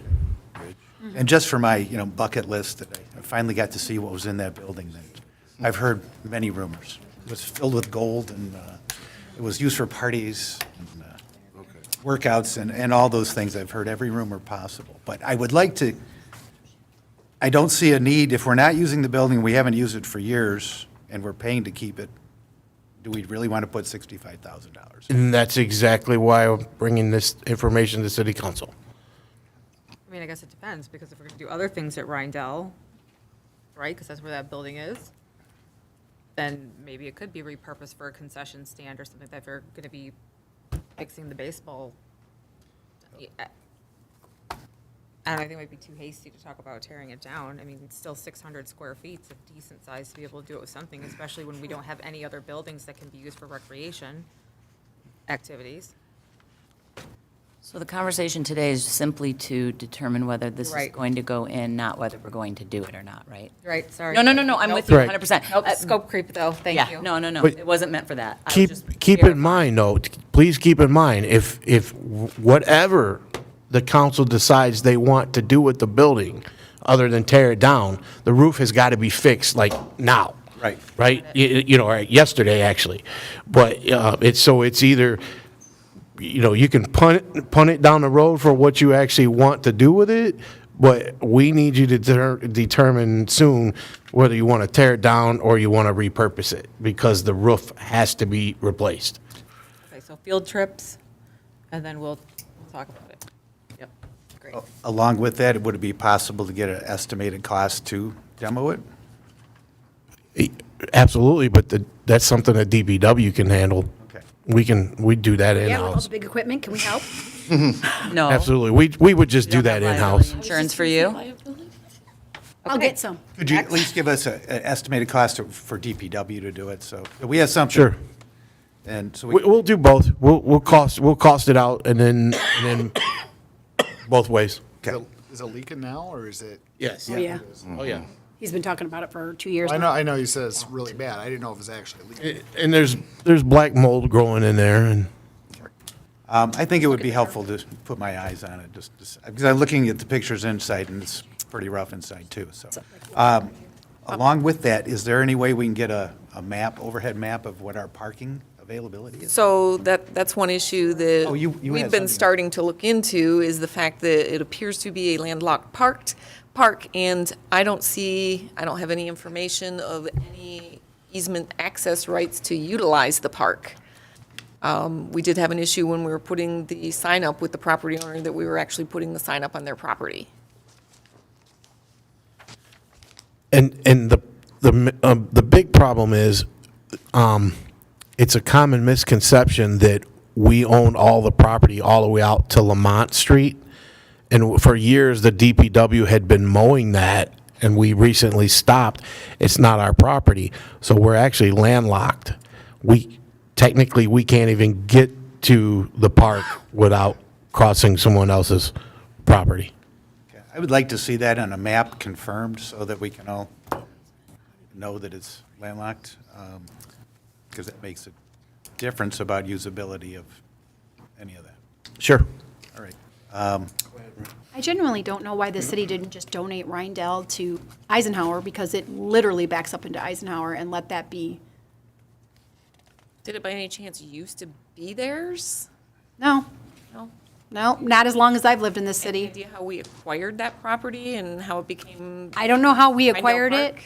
I don't know how we acquired it, but I do know that Oak Ridge and everybody, and then what was it, Rite Aid or whatever, they let people park in that parking lot, and then people parked in Eisenhower to use it for the baseball diamond and stuff like when I was a kid. So, School has since put up fences, obviously. They Yes. want to have some separation there. uh-huh. And then we don't have anything in writing or an understanding from the property owner of the shopping Correct. center to actually. That's why I'm saying, use their why wouldn't parking at this lot. point we just give it to the school? All right, so if we can schedule a couple thing to of maintain. possible times to meet, so we can have three or less people to show up there and get a quick tour, that'd be great. DPS carport gutters, is that out here? Is that, okay. And then what's an insulated property room garage door? Where's There's a request from Lieutenant Bisbee. Captain Biz? Oh, sorry, Captain. Yeah, that's Sorry, boss. actually the exterior Demoted. door. So if you drive behind the building, past the parking lot, you'll see that there is a small garage door there. It's rusting at the bottom. It's kind of crooked. It's on really the end of its useful Oh, it's a new garage door? Yes. Okay. It's not just insulation, thank you.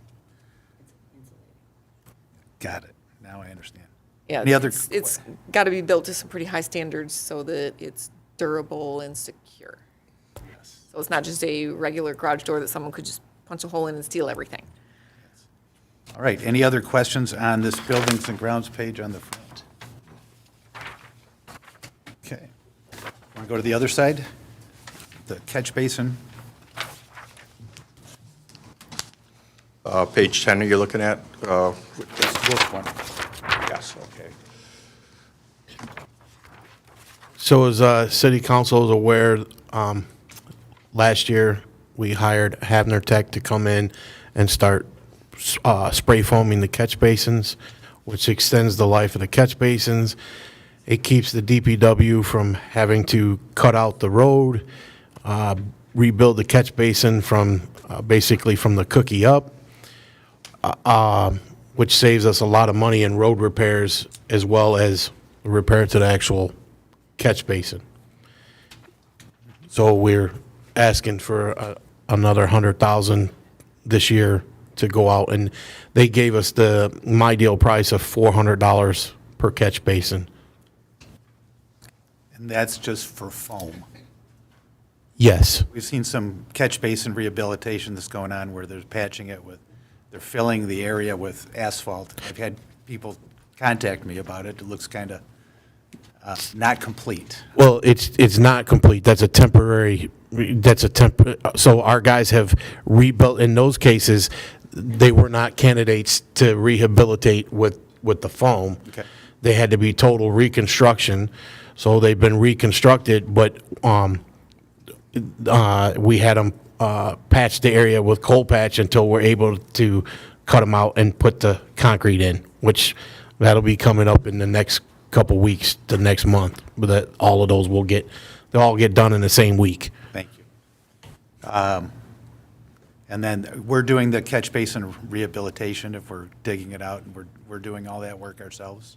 So those are total reconstructs, and yes, that's us. That's us. The rehabilitation is the I'm sorry, I used the Yeah. word on your page. Yes. Yep. Reconstruction is done. reconstruction is by- done us. Yes, in-house, absolutely. Okay. And the Masonic detention basin? No, this is storm, it's the catch basin and Masonic detention. This is Department 441. Yep, Oh, so it's we're the on other- page what's the other side of 7. this page? I'm sorry. Yep. Yeah. No, yeah, just I just, trying to keep us, I tried to flip the page over, yes, so. because it's all pretty, 'cause it's big and it's colorful. So, anything else in 226 that we need to discuss? And then we can move on.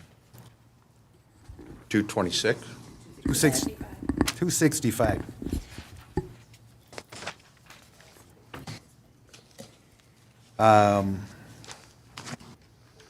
Seasonal banners and placemaking, is that like banners on the streetlights? Yes. Street lamp posts? So our banners, I would estimate, are 20 years old. They're really outdated. We have approximately more than 80 arms to place banners on, and currently we have about 30 old shabby banners. So with speaking with the city manager, we thought we'd start doing an investment, and it's a low-hanging fruit for placemaking, just to get something out there for the seasons that's easy to do. And it would have it would brand us with our city name and all. Yes. This would be a great next step after doing our signs. Okay. All right. Next department you'd like to talk about? The next one would be 441, I Okay, believe, it is 440. Department of Public Works. All right. That's where we just were. Yeah, we bounced I apologize over into for that and then back.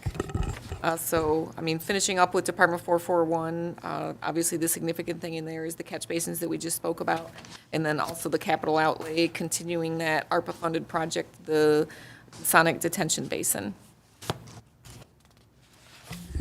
Mayor Pro Tem.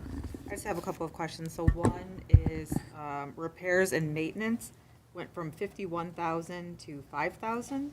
Is that a typo, or is it $46,000 less? Or are my eyes?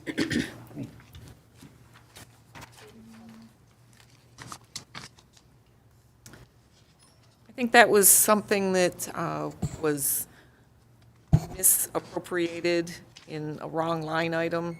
Okay. So like instead of repairs and maintenance, it's a different line item. They now allocated it specifically. Okay. Okay. All right, just want to ask on that. And then the other question I had was for professional development. I know that we ticked up ours and the city managers, but I mean, I think I asked the same question last year. I mean, $10,000 for professional development. I just want to know what we get for that. It seems like a lot of money.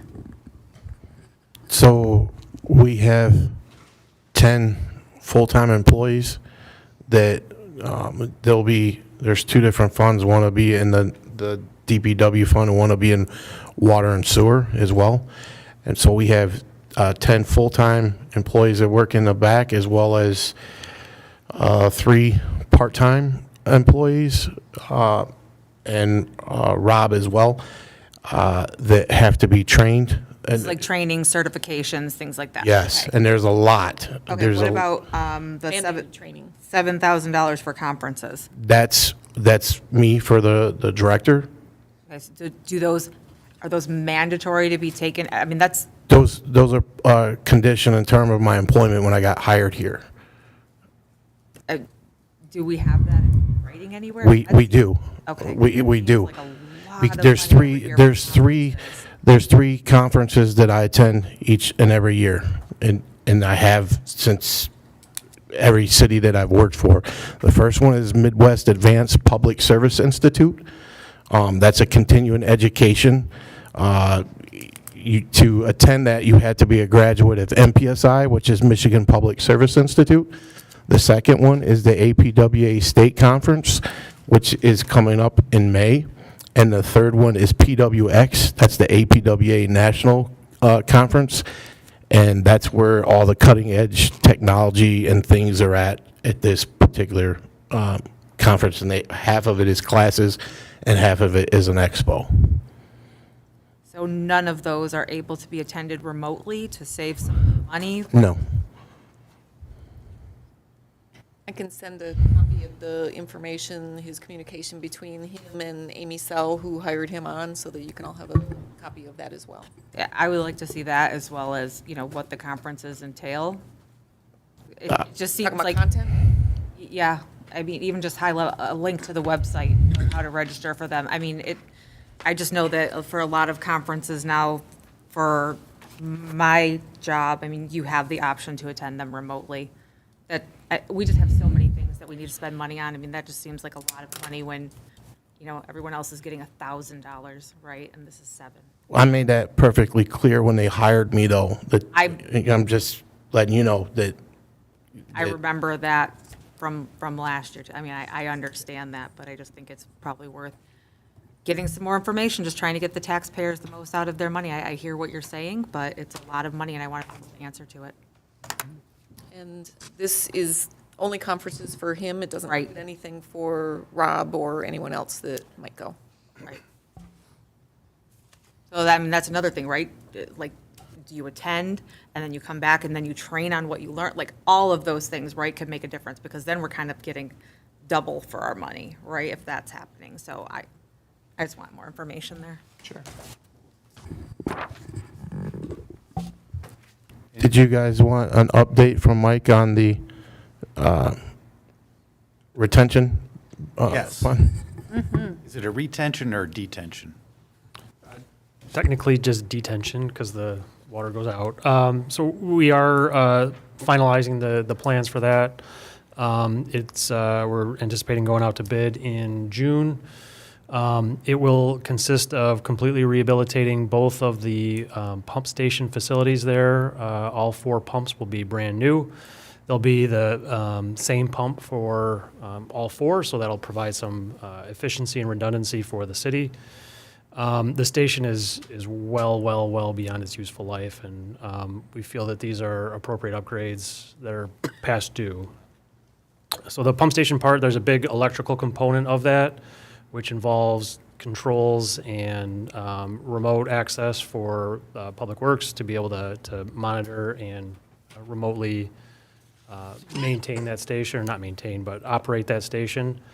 So those are the 2 big pump station components, the stations themselves, the new pumps, reconfiguring the outlet and inlets, and then the electrical upgrades and the standby generator, the emergency standby generator. Okay. The basin itself is going to get a little bit of a facelift, dredging out some of the sediment and debris that's been built up over the years, clearing a lot of the growth that's sprung up over the years. It's just been a lack of maintenance over time, and it needs some attention. As part of the project, we're looking at developing a more long-term solution to be able to maintain that pond at regular intervals as needed with DPW staff rather than contracted out. Okay. Can you explain to the public what a detention pond does and where it's somewhat located? Sure. So the pond is located on Masonic Boulevard between Groesbeck and Beacon Lane on the north side of the road. You probably see a little driveway that goes into a gate, a fenced-in yard. Beyond that, there is a very large pond that collects all the stormwater from Venetian Village and Venetian Woods during every rain event. There are storm sewers that get up to, I think, 84 inches in diameter is the largest one that end up feeding into that pond. There are the 4 pumps that then pump that stormwater west on Masonic all the way to the Sweeney Drain, which is between Utica and Groesbeck. So that pond does fill up in heavy rains, and if it wasn't there, I think a couple of years ago, people might remember the street flooding that occurred under heavy rain events.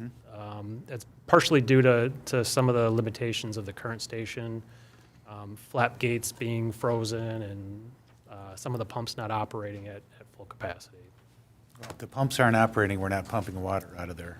That's correct, and even in some cases with the flap gates, even though you are pumping, it's just recirculating back into the basin. So we should potentially see some improvement in the street flooding in the Venetian Village and Woods. We would hope so. There's been a lot of measures that have been taken recently, including the catch basin rehabilitation, the catch basin cleaning, that should all help alleviate that. We did do an investigation of most of the sewers in that subdivision, I want to say 7 years ago. There's a lot of needs for rehabilitation. I'm sure they haven't gotten better without by a miracle. They don't just grout themselves? They don't. And this is, how much is total costing us, just to wrap this up? We're still anticipating right around $1.4 million for the project that we've kind of laid out. Obviously, it still has to go out to bid, and contractors still have to weigh in, but we feel that number is kind of where we're targeting. And we're using the ARPA money to cover the cost. As much as the ARPA will cover out of this. As much as, of course. All right, any questions about the Masonic Detention Basin, which will Be a much-needed improvement. All right. Next would be Department 448, street lighting, which is the first page on their presentation.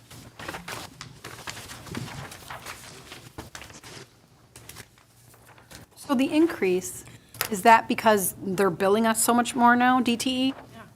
The rates went up, I think, Ridiculous. twice already this year. Yes. Okay, I just wanted to make sure, because we went to, switched all those lights out, and we had that program, it was supposed to save us money, and I'm thinking, you know, We, the LEDs. we based the budget amount off our current bill and then added the increase.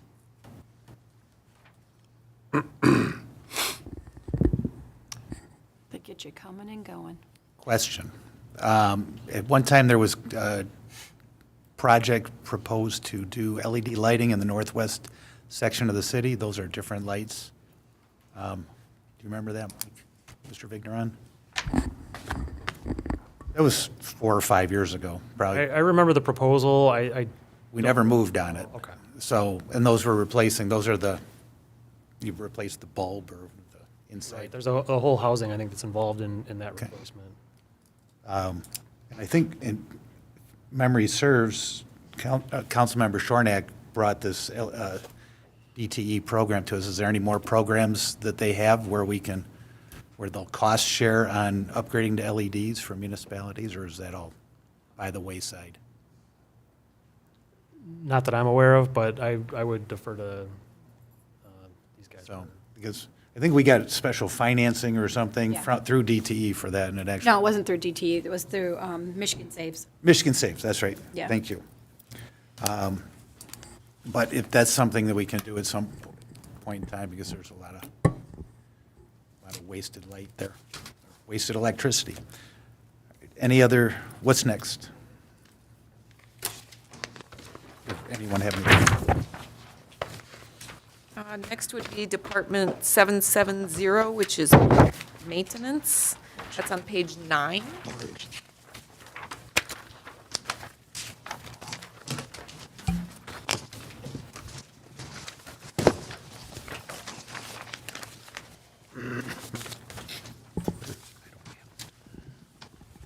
So a while back, the city council had requested us to put together a capital improvement plan for the parks. And as you recall, I did that, and that was based off the master plan. So some of the council members were not on council at that time, so I went ahead and made copies again for everyone for the CIP for the parks.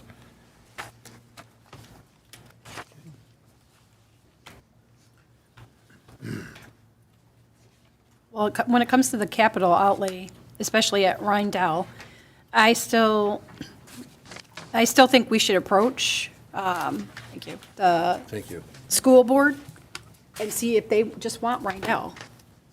I mean, it's attached there, we're landlocked, there's really, I mean, that, She's not recommending it.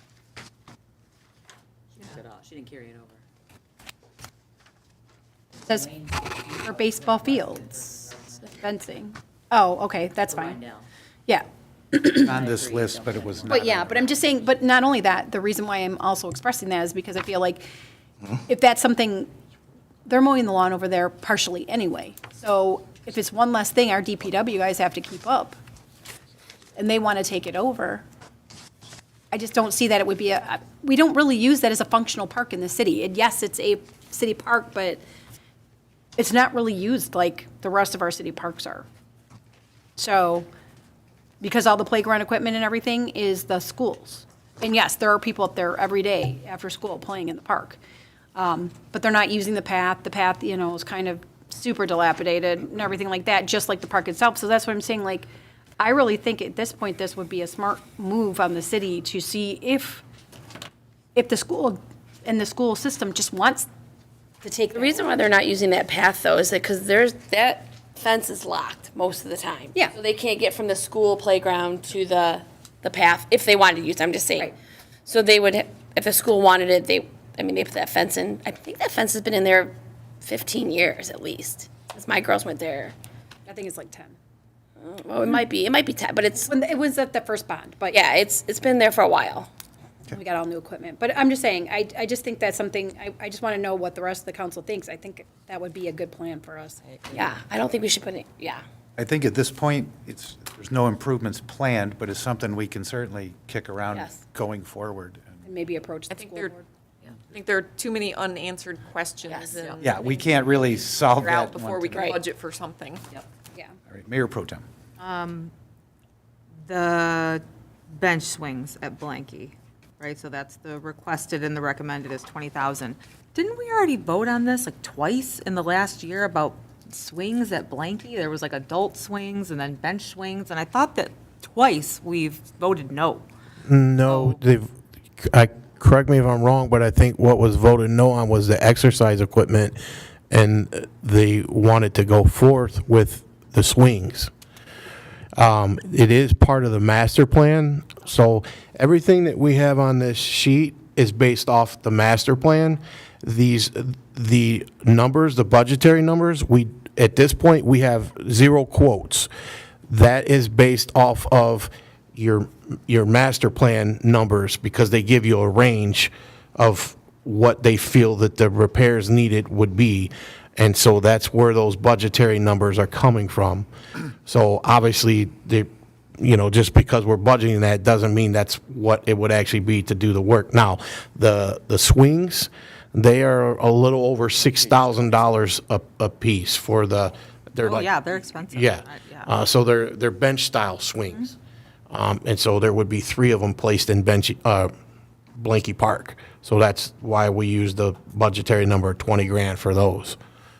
I guess if I just think of like wants versus needs there, right, it may be part of the master plan, but the pathway needs to be done before anything else. And I don't ever really, please feel free, dana.s@micityoffraser.com. I don't really ever see a ton of people using that park, but I mean, I'd love to hear resident feedback on that too, right? Did the residents want swings in that park? Because I'm over there quite a lot and I don't even see people in that park. So, and that there's no parking, right? So it's just for those people that live within walking distance of that park as well, so. So part of the master plan was going through the process. We had public meetings and Right. we solicited feedback from the public, and this was something that someone did note that they were interested in having in that park. Okay. So that's how it kind of came to us and why he keeps putting it out there. Yeah. So is it one person? Is it 10? Is it 100? I can't tell you that. Right. I will say this, from my professional opinion, Blanky Park, I would keep that more as an adult park. I would never put playground equipment in there. I would redo the path, and I would put the bench swings in there, because it tends to be older people that utilize the park. Now, my guys are there once a week mowing the grass. They were there yesterday, and while we were there were 2 people walking the path. Yeah. Now, did they come from the apartments there? Did they come from the houses across the street? I don't know, because there were no cars there, right? Because like you said, there's really no place to park. But I would definitely, we'll keep putting picnic tables, out every year. My recommendation would be to put the porch swing, keep calling them porch swings, the bench swings, and I would redo the path, and I would pretty much call it a day. Maybe some, trees and, things of that nature. Yeah, I'm just thinking too of like if there is a certain, demographic or something that uses that park. I know that there have been different grants and things that we've gotten for, very specified groups. So I mean, maybe that's something that we could look at too. I mean, I'm just literally trying to do anything I can to move this around so get the most bang for our buck. That's the goal. And it could be that no kids are using it because there isn't any kids' equipment there. That's a good point as well. But I look at it like they got all these other parks. Let's give one to the seniors. Adult only. Okay. Okay. Let's see. Steffens Park, that's the big list. So were you planning, you're proposing $615,000. Is that to be for this year or this Yes. fiscal year? Yes, and that's for all the improvements you see listed. That's the tennis courts, the fencing, the gazebo roof, the concession stand, the baseball diamonds. Yes, Can we go through those one at a time? Because absolutely. I think everybody's going to have a different question about each. Like the baseball diamonds, what's entailed in that? Because we don't have any pictures of what, we have before, but we don't know what after is going to look like. So I've been talking with Chris, and he's been in contact with Steve Saff, our insurance carrier. And Steve agrees. We've had numerous complaints about the baseball diamonds because they're in such bad shape that, people are getting hurt from the balls bouncing and things of that nature. But it's not just that. The fences are a huge hazard. Right? The bleachers are a hazard. So if we are going to rent these out and do recreational programs, we're going to have to put some money into them and redo them. So the both ball diamonds would have to be reconstructed from the ground up. The bases, the fences and the backstops will have to get replaced. We need new bleachers. We also put in there for a fence all the way around the park. The fence needs to be replaced. It's hit in several places, rusted, and it looks bad.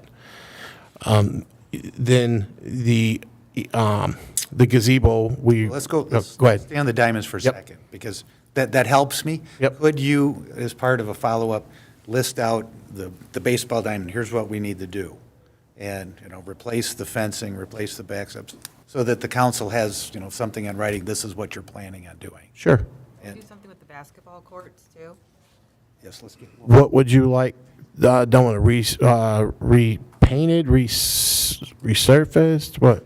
Yeah, honestly, whichever one's going to last us a while, look better, be safer. I mean, it would be nice if they could be resurfaced, but I don't know how much that costs, or if repainting. I think Maybe the some bunches if I'm not of mistaken, the concrete. concrete's in pretty good shape. They just need probably to- just need to you be just need to repainted. Paint it. The concrete's So fine. repaint it, maybe put some benches over there that are not wood planks and cinder blocks. I don't know if the backboards, nets, I mean, do those need to be replaced? I mean, just, if we're gonna be putting money into making the baseball diamonds and everything else look nice, we can at least spruce up the basketball courts too. I see those being used all the time. Well, here's one question too. Why do we have to have a fence around the whole park? Because it's not really around the whole park anyway, really. That's a great question. So why pay for all the fencing? Because it's just going to continue to get hit. Well, that's up to city council. We're just here to let you know, hey, what you got, it looks like crap, and we need to. Oh, it does. But Right, I'm we saying, need why to would, either, number one, it'd make it easier to mow. it would those make were it down. easier to mow. It would make it, and it would just make it easier on it. I don't, why do we But have? correct me if I'm wrong, though, I think the fence is utilized during the festival, is it not? No. Annoying.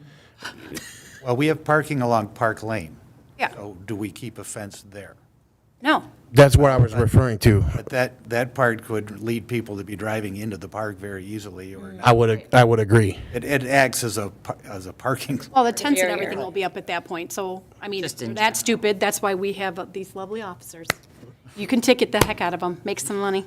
I mean, you could always put up some Ethically dumb. cones and some, ropes up for that one weekend, if that's the only weekend that we're worried about people not having a barrier for parking. But we don't have to solve for that right now. My primary question was the basketball court. So, I mean, we can cross that bridge when we get to it. But all of these are estimates anyway, so Right. just keep that in mind when we are considering. And the other thing was the concession stand. I mean, yes, we can upkeep the building, but why do anything to it? Because no one's been successful there because there's just not enough business there for anybody to run the concession.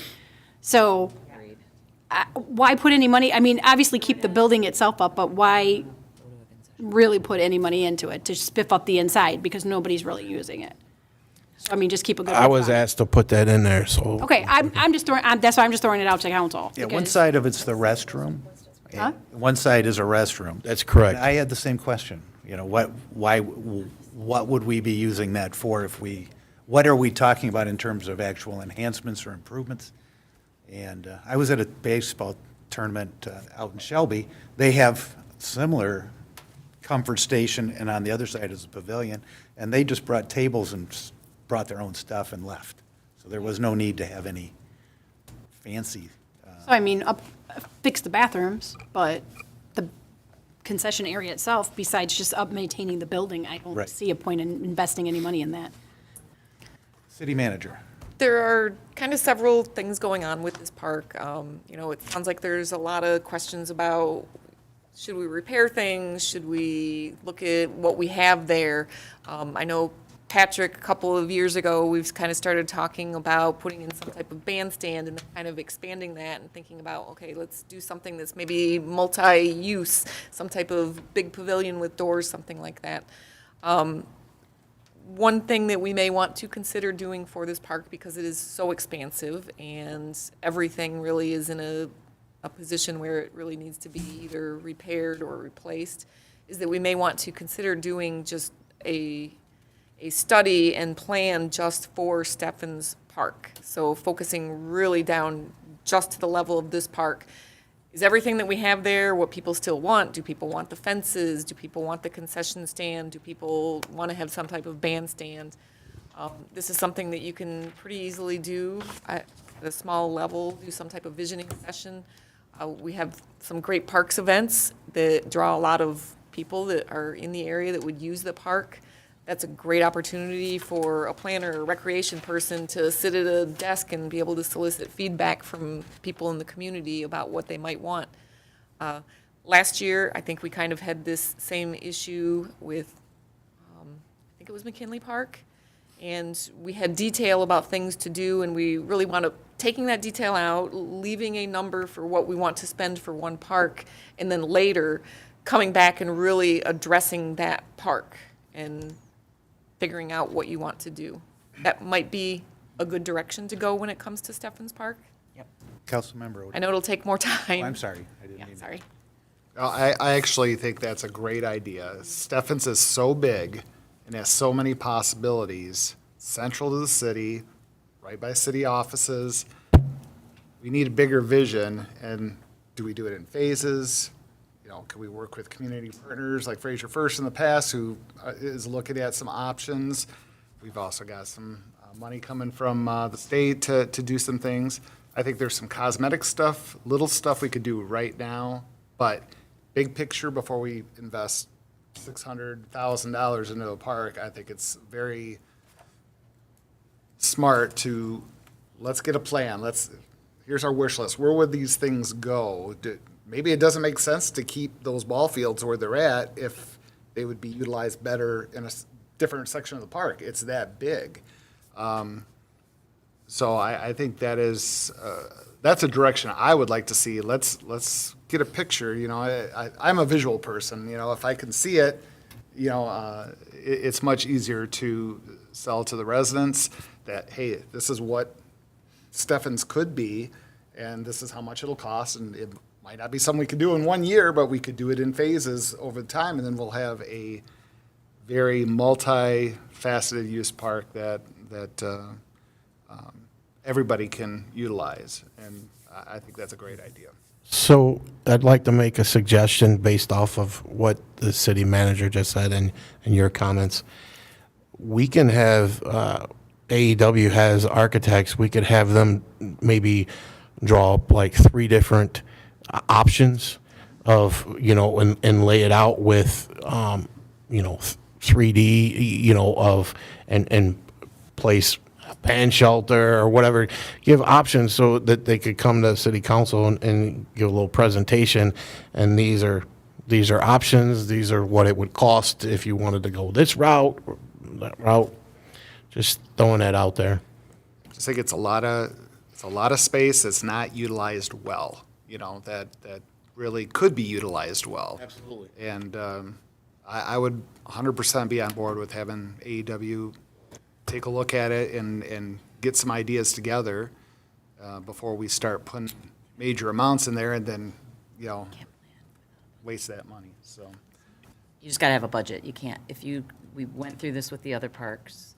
Without a budget, the sky's the limit, Sure. and you've wasted money and resources, so. Sure. I think we all agree having a plan ahead of time saves you money in the long run and may get I'm us. saying, you say to AEW, put together a plan with no estimate. We are going to get the No. Taj Mahal. Well, no, I mean. Of course we are. It's AEW. They're the best. I mean, the nicest I'm fans saying you've within ever seen. reason. Water slide. Yeah. Oh, So okay, Perry's gonna vote can we for it. do this?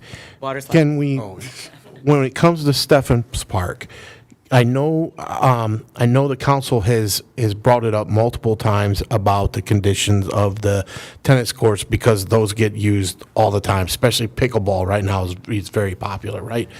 So, what I would suggest then is let's move forward on the roof repair of the gazebo because that has to be done. And then let's move forward with resurfacing and refencing the tennis courts / pickleball courts.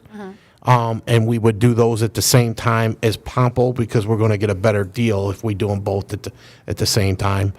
And then let's revisit the rest based off of what AEW comes back with. But you got to kind of give Mike a price range of what you may want to spend. Like Buick and then like Cadillac, like can we get? And the Yugo? In some aspects, but. We still don't even know how much we're going to do. We haven't even gotten to the whole. But I think that this is definitely for way down the line because we don't even know what's going to balance our budget. Because I'm going to tell you right now, I'm cutting $1 million off of my vote on this budget. So no PA 33. like your Moxie. Yeah. So, What Mr. Ragsdale said though with the tennis courts and the. I know. I'm just telling you, like That, I mean, that, I'm with you. Yeah. But that makes sense. then something else has to go. Okay. so going back to just wrapping up I think a plan would be useful. I know Mike would be much more comfortable if we actually gave him a ballpark budget and said, don't do this, or maybe do this. But I think collaboration with the city manager, you and members of the public would be helpful in the conceptualizing of this park, so that he has direction, so when he comes back, we don't say, well, that's really nice, but we can't afford that. And, or it's not what we're looking for, so. We can talk about later how to get that plan in motion and go an RFP, or if we use you, or we use another landscape park planner, find that out. But I think then everybody has a plan. We know where we're heading, and that always helps. As far as the tennis courts, they're not going anywhere. And we did put a temporary fix on them several years ago, I think 2020 was. Yeah, I think that was. And that was temporary, but, so doing those, and somebody mentioned that you can reconfigure this to create more pickleball courts. So Yes. I would like to see us maximize that utility. It was suggested to me that you can repurpose these to make even 2 pickleball courts per tennis court. I'm not a big pickleball player, but it seems to be the popular sport of the day, so. I do agree that gazebo though. And that's the other thing too I would suggest is at Pompo Park, you currently have a tennis court and roller hockey. I would reconfigure that and I would do away with the roller hockey and make that a couple pickleball courts there. Does anyone use roller hockey over there? They do, and the kids use it. It's used quite a bit, but They use Personally. it and they like it. well, but I think pickleball. You're being pointed at. I think pickleball, it's all relative, because yes, people use it, because it's a space, but would it get more use? So It's for- pickleball, possibly. For our discussion, could we get a ballpark price on the tennis courts? Because you have it in here, it's just a $615,000, so. Do we have, Yeah, we have that in the CIP. and you can follow up with all the council and Okay. get that to us. Okay. I'm not trying to nail you down to numbers tonight. Okay. I would like to see just that pulled out, so that we have a number that we're talking about. Same thing because Pampa was, tennis courts and fencing was $160,000, is that correct? Or is that 20,000? I have 130. I thought it was 130. 130. Okay, and that was for fencing and the tennis courts? Correct. Okay. And where's the fencing at? Around. Around the perimeter. Around the okay, okay. It's in really bad shape at Pompo. I believe, I just didn't know which fencing we were talking about, but It's like it runs it's really current bad. with like the pathway. Okay. But especially and then the gazebo, that needs to be done, it's falling apart. Yep. Anything else on this right now? Mr. Mayor? Yes. Just going to confirm it's Steffens Park we're moving forward with the tennis courts and the fencing there, the gazebo roof. We're not doing anything with the concessions right now. Nothing with the baseball diamonds because it's not usable and if the fencing and improvements are made. Just want confirmation. So, we're not moving forward with anything right now. We were going to come up with a plan and/or a number to provide to AEW or whomever to get RFPs and like a conceptualized what that's going to look like. If not, we will have to come up with a number and probably to the extent that we have in the last year or two, like kind of piecemeal it together. The things that we absolutely know need to be done, like that gazebo that looks like it's ready to fall over. So I think that's what Rob's looking for, is what are the things that we know we need to move forward, the gazebo. the gazebo, in my opinion, and The obviously. tennis courts. And yes, I think you were spot on with the tennis courts. I think it's terminology and the fact of moving forwards. We will come back with better numbers so that's what he means by moving forward, not actually having it done, just, Yeah, understood. okay. And I wanted to clarify that. Thank you, Rob, for asking for direction. And then the baseball diamonds, how long would those take to do once if we made it? It looks like that's going to be held off this season, but is that That's going to determine on the contractor it's not a year-long project, it is No. Well, It's Be a couple weeks. Significant project. Yeah, I couldn't tell you how long it would take them to start it, but a couple weeks, Okay. I don't know. I think that we need to talk about it sooner I than do- later, though, because of the risk perspective, right? Because it is a safety issue. I mean, there's some, with the tables over there that are just rusted. So I think getting some numbers, some plans, what it looks like sooner than later, so maybe we aren't holding off for a whole nother year, would be a good idea. Councilmember Odell. Can the fields, like, I could have swore that we bought like a grader or something to at least have the fields not be pivots. Yeah, not for leagues to run or anything like that, but if people want to just use the fields to play or practice or whatever, can we do anything to level the infields up and grade it a little bit? We can, but here's the issue with that. If we go in and do that, now you're promoting the people to utilize those fields when you still have the fence issues that are, that's coming from our insurance guy that, now you're promoting the usage of them and they're, I'm not saying promote it, but people are going to use them anyways. It's a public park. I had my little league team out there a year and a half ago, just because we needed a place to practice, because there's limited fields around. So I'm just saying where it's not dangerous for people just can we grade it at least, when they're out there mowing every so often? Because didn't we buy a grader? yeah, we made one. So we spent a lot of time on them last year, level them out and that. So, that's something we can do that. We would not rent them out, No, though. I'm not saying rent Okay. them out. I'm just saying for people walk into the park and they're playing. They should look nice. They should at least be graded to where if they want to play a pickup softball game or something that they can use it. I'm not saying that they should be used for leagues or rented out or anything like that. I'm just saying it should be somewhat usable if somebody just wants to play pickup ball with their kids or whatever, where they're not breaking an ankle because there's potholes all over the infield. That's all. That's Okay. Okay. It Mayor would Pro, be for any type of professional or leased out use. right. Not to be used for that, just for pure recreational, that any of the ball diamonds in the city, anybody can walk on and use. Mr. Mayor? yes. Just one more comment is, we all, Mike and Mark and I looked over the recreation master plan in detail and came up with what the committee that put the rec plan together wanted. And I do not recall, but in 26, 27, and 28, we put some $250,000 place markers in there for improvements to Steffens Park. So if you haven't reviewed the recreation master plan, I have. we should know if that's the route we're going, because that's the tool we're using. Yeah. I think Steffens was somewhere between $1 million and $1.8 million or something. It was big money. Okay, all right.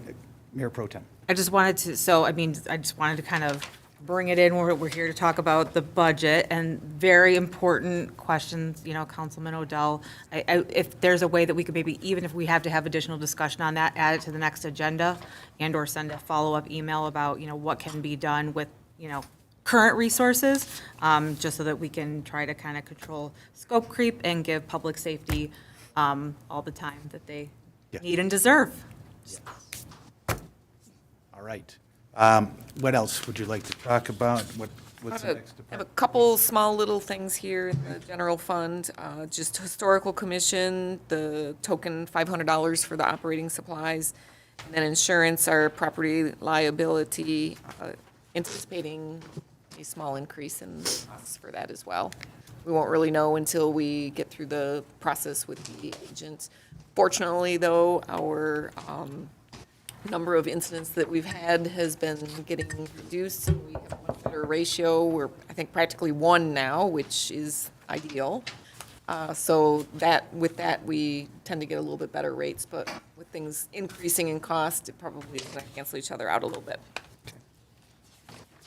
All right. Other than that, as far as general fund, with the exception of the public safety items, we're done with the general fund. I believe so. Yes. So do you want to move on to Major Street Fund? Yes. Let's just keep these three in the chair. Okay. So 202 Major Street Fund, that's page 11.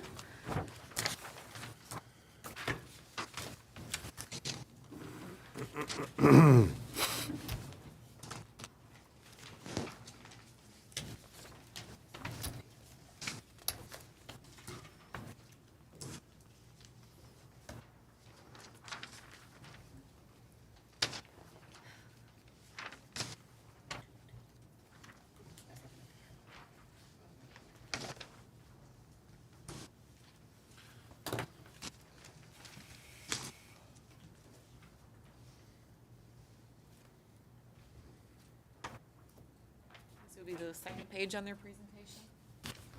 This one? Both major and Yep. local roads, those items outlined there. Obviously, the most significant thing here is the repairs and the capital. Page 1 of their slide. Page Sorry, 2 page of 2, this page one. 2. Yeah. Okay.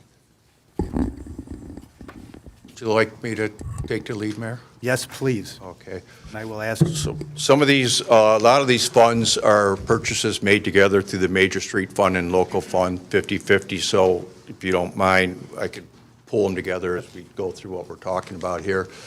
But if you see here, we're doing catch basin rehab. There's 100,000 for major streets and 75,000 for local streets. So they're one and the same depending on where you're working. And we are going to continue to do catch basin rehab, spray patching. I think a lot of that is in the industrial district, just to try to get some type of plan in there until we get a long-term plan. And then if you see, we move over to the bottom of major streets, we have requesting a new chipper and a stump grinder. If we can go to page 3, please.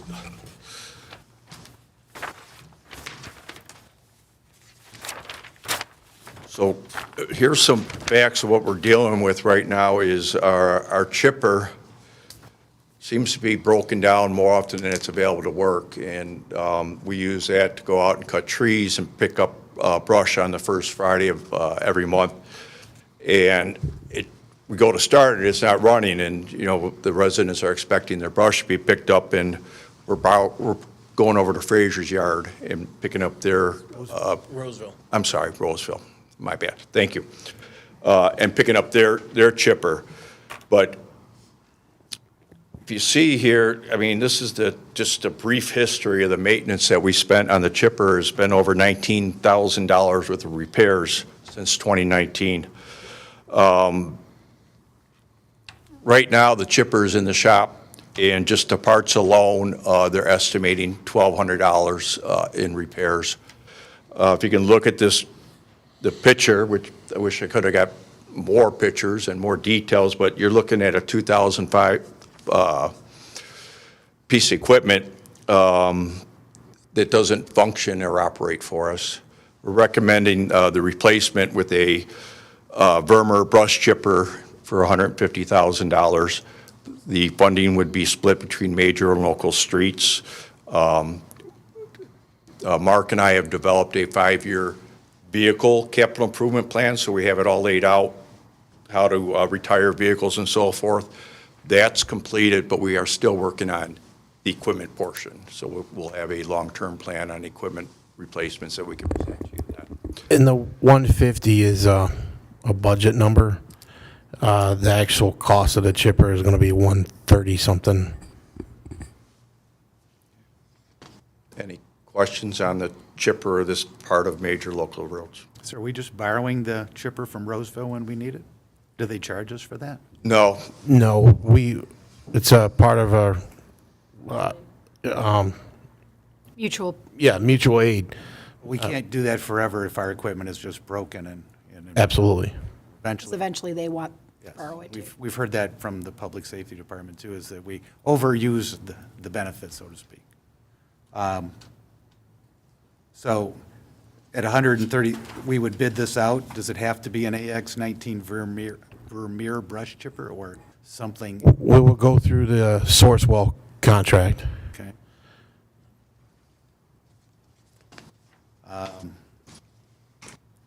Any questions? I did have a question about that. I didn't have an opportunity to ask you before. But are there used ones, like, say, maybe 5-year-old ones? A chipper is not something you want to get used because they get used very hard. So I would caution against purchasing a used chipper. I mean, because that's what we're going to do, right? We're going to sell ours. We're going to auction ours off and As is. as is, absolutely. And then we're right back to the spending $19,000. Right.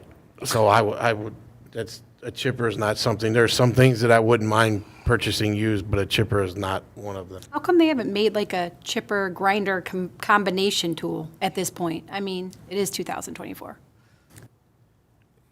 Functionality, I mean, it would be too hard to maneuver something like that look at the size of that chipper, right? So trying to get that up a curb to grind a stump in the right of way. I think it should just be sold as a pair is what I'm saying, like, because you need them both for the same purpose. There's a lot of different ones. I spent 3 days, oddly, at the Tree Care Industry Association National Trade Show. You need a hobby.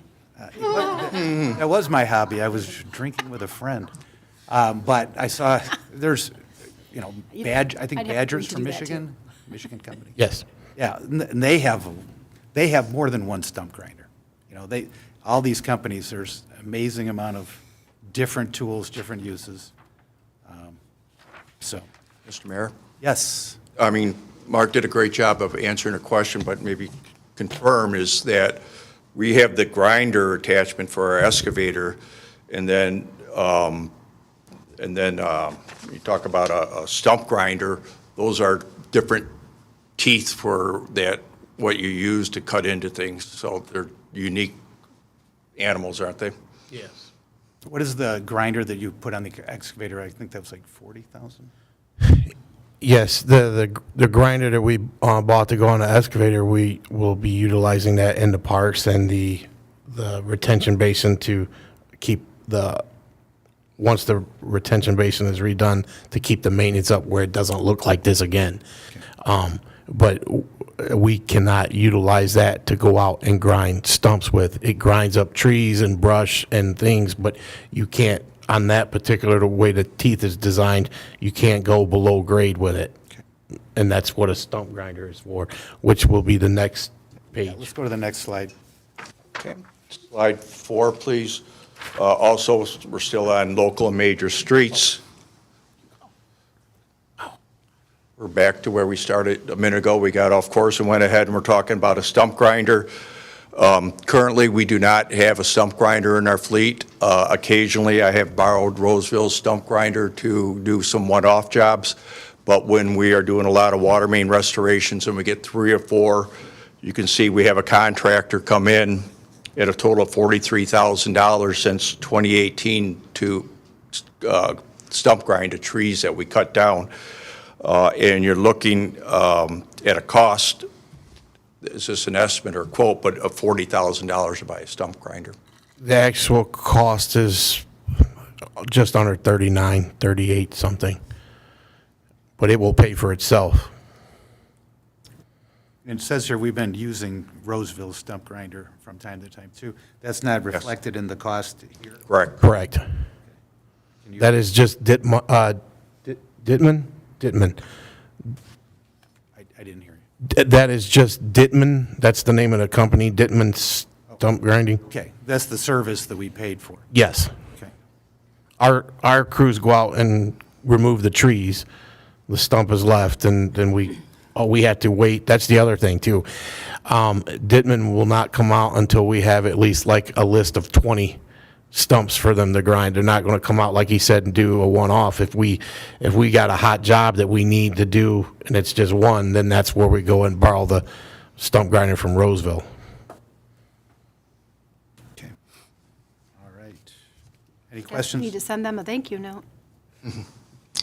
They prefer a check.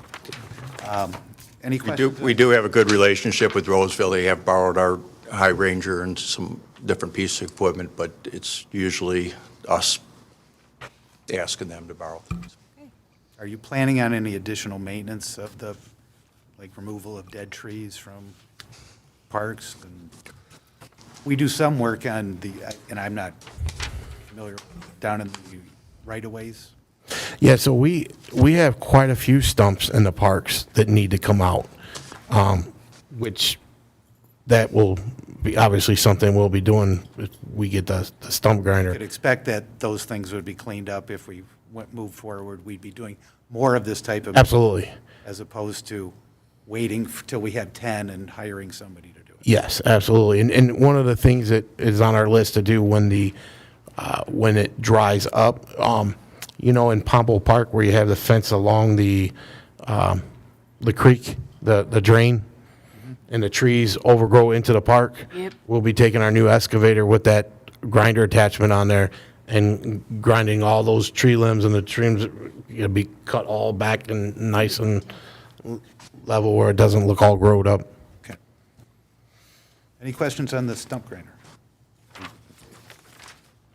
All right, next. That ends the presentation for major and local roads. Is there anything in the budget report from the city manager you want to discuss? Not a major and local. I don't know if you want to talk about spray patching and joint sealing at all. Do we need to discuss that? Because I don't know, I'm spray patched to death. I understand it thoroughly and the other thing, so. I think we talked about it last week Yeah, when do we need to go moved into it too, so. detail with that one? Are we good? Thumbs up?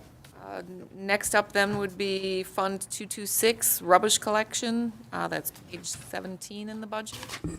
Page 5 of the presentation, please. So I'm not going to bore you with this write-up right here, but this is for your references that we offer a great service in the city of Fraser for curbside leaf pickup. Our leafer trucks are 1995 and a 2007 models, and right in the middle, or first week of November, we had them both broke down at the same time. ceasing leaf collection operations and putting us behind in the middle of leaf season. So within this slide here is that Mark and I are both asking you to consider if you want to continue on with the leaf collection program, because if we are going to continue a leaf collection program, we feel we need to invest in some more equipment to effectively do this and serve the residents. But it's our recommendation to discontinue the service, as it has been with all the past DPW directors. However, if we did that, there will be an extra cost in the trash pickup from GFL. Correct, and So how and much they was base that cost off of the amount of tonnage that we put in the roll-offs each year. So that's where they will get their numbers from. So I asked to get that. I still haven't got that back from GFL to give. We were planning on putting that in the presentation. The information didn't come back in time. But yes, there is an added cost, but that cost is much less than what it costs the DPW to do it in-house. No, I understand, I understand that as well. I'm just saying that because this is going to be a big, huge bone of contention with a lot of people. Me personally, I don't care because I have a locust tree, so I have to bag my leaves or I would go insane because they will keep blowing on my lawn. They do anyway. But anyway, I bag my leaves every year, so it doesn't matter to me one way or the other, but I know a lot of our neighbors. The issues we have with it from a management standpoint is, one, you're encouraging the homeowner to rake their entire yards out into the street, right? Or the Right, and then it rains, right and away. then it- Right, exactly. And then it And so, floods and- depending on the weather, if it rains, like you said, they end up in the catch basins, right? So then the streets flood, right? And then we got to, and then that puts more work on us to go out and vac out the catch basins that may have already been done. Frozen leaves. Right. You end up and if the weather changes, then they're frozen to the ground. We have 10 full-time employees in the DPW. At any given time, we have 3 people off, whether it's they're sick, they're on vacation, workers' comp, whatever. So then we're down to 7, or maybe it's 8. It takes 6 of our 10 employees to do this service for 2 months, because we run, with the current equipment we have, we run 2 crews of a 3-man crew, one to drive the truck, one to operate the tube on the back of the leaf-mounted trailer unit, and one to rake the leaves to the tube. Because it's not like everybody puts them right out where they're supposed to go. So, again, it's our opinion a professional opinion to discontinue the service. Now, if the city council does decide to continue this service, we're going to have to invest in better equipment. 2 of the leafers we have, the newer one is we just took it in the shop. We had them bring it back because the repair is $14,000, which I would have to come in front of city council to get approval to get it repaired, but the machine's not worth putting $14,000 into. It's putting good money into a bad piece of equipment. I think we know that it's worth $38,000 when we bought it, right? Yeah, right. They only paid $38,000 for the machine, which now would probably be well, it's not probably is. It's over $100,000 for that same machine now. That from 2007? I think. Correct. Yes. So our opinion is to discontinue the service. If the council decides to continue it, we're asking that you approve a truck-mounted unit where one guy can go out and he can drive the truck. It has a joystick on the right-hand side like a snowplow. There's an arm that comes out with the tube where he can suck up the leaves by himself. There's 2. Can you turn Ed? Can you turn the page to the next page? There's what the truck-mounted unit looks like. Here's what our current machine looks like. And then we would also want to utilize 2 claws. That's what they're referred to. Ed, can you flip the page again, please? Page 7. that is called the claw. And majority of the cities that still pick up leaves, they utilize the claw. That goes on the front of a loader or a backhoe. And it allows you to drive down the street and it pulls everything inward. Then you'd pick it up and dump it into the dump truck. That would come in really handy when the leaves are wet and they don't want to suck up in the tube or they're frozen to the ground. And we were asking for one for the loader and one for the new backhoe that we're requesting. Wouldn't that tear up the already dilapidated roads in some areas? I mean, the bottom of my driveway has been patched so many times that I'm pretty sure my daughter almost got lost at one point. So, I mean. No, they have skid plates on they have skid plates on the bottom. Okay.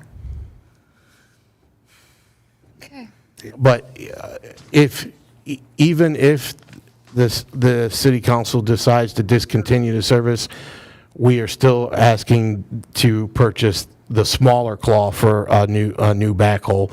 If you decide to go with the service, then we're asking for one for the loader and one for the backhoe. But if we're not going to be doing the leaves, we would not need one for the loader, but we would still need one for the backhoe to take care of the leaves in the park, to take care of the leaves on the city property, as well as use it for brush and trash as well.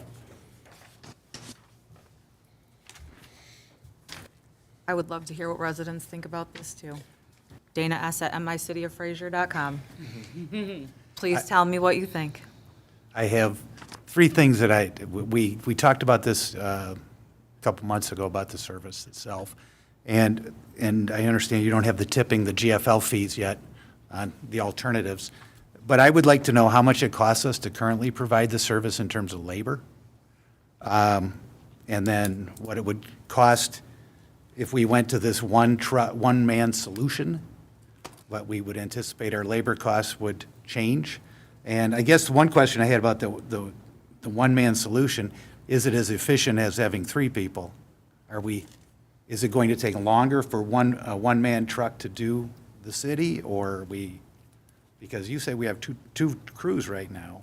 Yes, so we would still utilize two crews. Okay. But it would cut the number in half because crew number one would have one person on there as opposed to two. As opposed to three. Crew number two would have two people as opposed to three because, so let's just say you're in the north end of town. That person would be utilizing the truck mounted unit by themselves.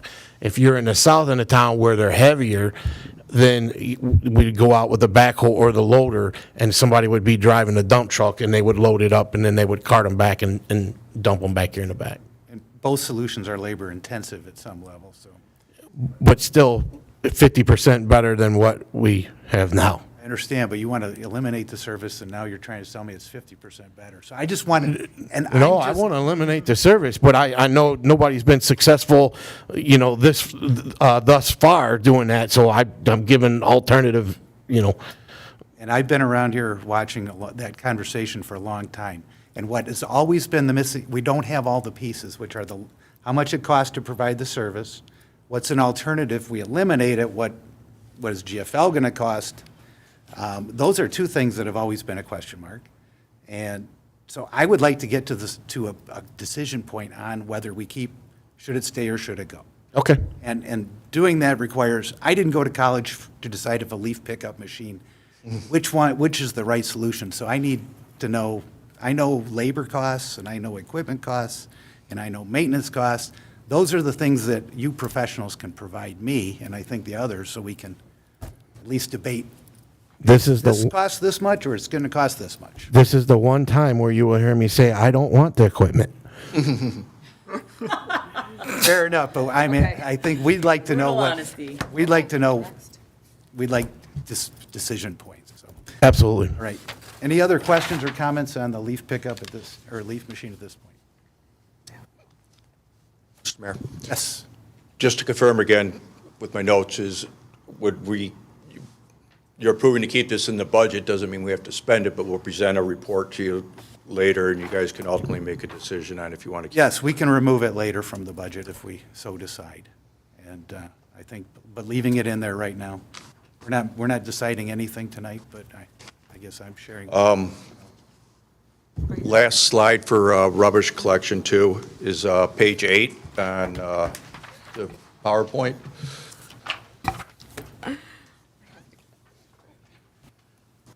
Mark, you can probably explain this. These are little leaf trailers that pull behind the zero-turn radius lawnmowers to pick up the leaves in the park. So we're requesting 3 of them. We budgeted $5,000 a piece, but the actual cost is right about $3,600 a piece. Okay. I have a question. Would this do like stick pickup in McKinley Park? The oak trees drop a ton of sticks every year. Would this clean that up? It would, Most some. of them, not the Yeah, giant. right, exactly, yes. It would definitely pick up the smaller ones, yes. So that's the kind of stuff it would pick up. Yes. And then we could run the lawnmower, or the zero turn, as you call it, through the parks and clean up the leaves one time. The zero turn would be pulling this, and the zero turn is gonna cut and shoot it in the chute, and then it grinds it.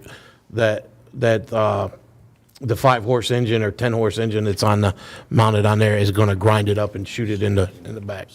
Sticks, grass clippings. Yep. Okay. Any questions on the Pro Max 450? So this is an alternative to just mulching it? Is that what that is? Yes. How much distance does 450 gallons hold? There's gonna be so many variables in that. How deep is the Well, the on a leaves? one-time cut, assuming you're regular maintenance, cutting every week, and you go to cut Pompo Park. No. This is just for picking up the leaves at leaf season. This isn't, we're gonna use this every time. Okay, all right, so in the fall? Yes. Are you going to be able to fill it with one, or is it going to have to get emptied and go back? We would take that to like a wooded area in the park and okay. just Got clean it. up the park. Say you're in Meadows Park, I right? got it. Right, then you're gonna back it up to the, right. Yeah, one You'd of be the- creating compost piles in the woods. Yeah, we're not going to start bagging grass clipping. No. Yeah, clarification. All right, next. One of the differences with my recommended budget is I'm recommending only purchasing one and find out how it works and see if it really works for us, see if it's something that we need in all the parks, see staffing-wise, would you really have 3 people using it? So just recommending one in this fiscal year. Sounds rational. Keep going there, Okay. please.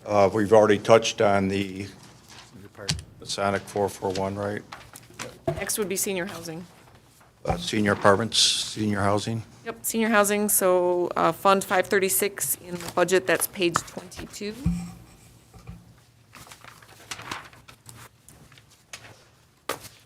What page?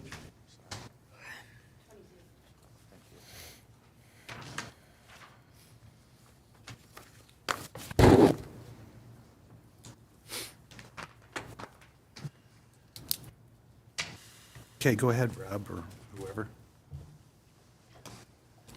Senior housing, we're continuing to invest in our building. Rents are going to be staying the same, and the big projects that we're going to be moving forward with are replacing 15 more HVAC units, so continuing to do that replacement schedule, making the elevator upgrades similar to what we're doing here at City Hall, fire suppression upgrades, purchasing an emergency generator for the building, and also replacing mechanical room and compactor garage door. Mechanical room doors and compactor garage doors. Okay. That's $655,000 estimated. Do we have that kind of money in the fund balance? We do. Okay. And then you'll also see the addition of those new interfund transfer outs for the admin charges, motor pool, and self-insurance from the senior housing to those funds. Okay. Any questions about the senior apartment capital improvements? What are the elevator upgrades? Are they just, To bring them up to code, they're up to code right now, but the code is changing. okay. Any questions from the council? All right, let's move on. Fund 592, Water and Sewer Fund. So that would be on the next page, 23.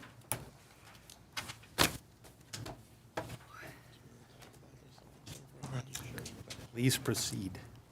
Yep. Tell us. Mr. Mayor? So again, some of these costs are joint or whatever, but we're going to roll through the water and sewer, well, in this order that's on this slide here, and then get into the sewers. But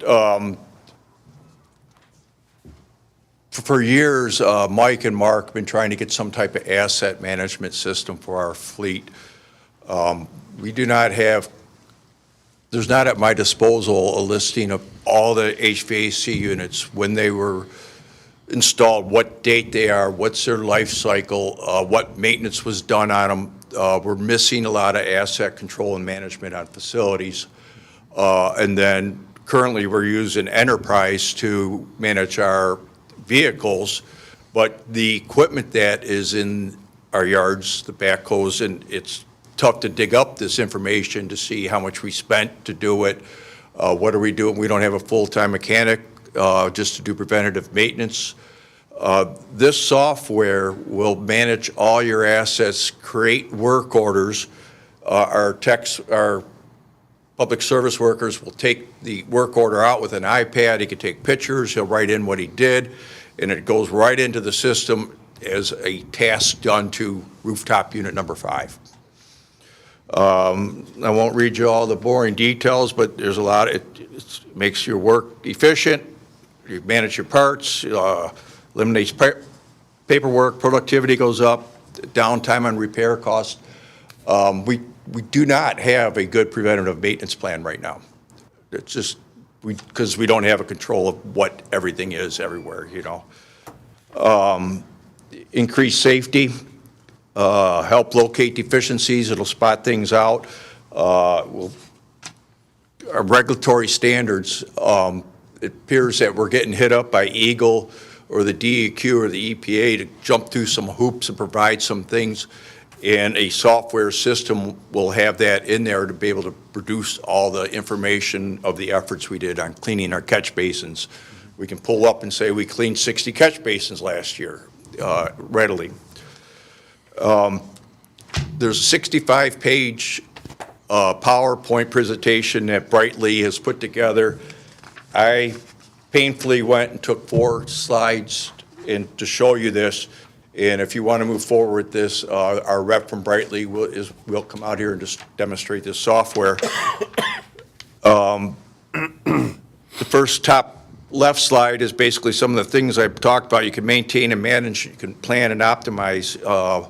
Part of this software is creating and getting all the data in there, just setting us up so the continuing to run with it is on its own. Facilities, somebody sent me an email and something's broke. That's how we operate right now. So we do create work orders to try to track it, but it'll manage work orders, fleet vehicles. It'll give you a dashboard of what's going on there. It can manage your stormwater. It's conductive with our GIS mapping. The software can be used on mobile apps of our public works. And we'll talk about the park maintenance. When was the last time somebody went and checked all the bolts, at McKinley Park for the equipment out there? We will know at a glance with this software that can help the City of Fraser manage their assets and maintain their assets. Couple of questions.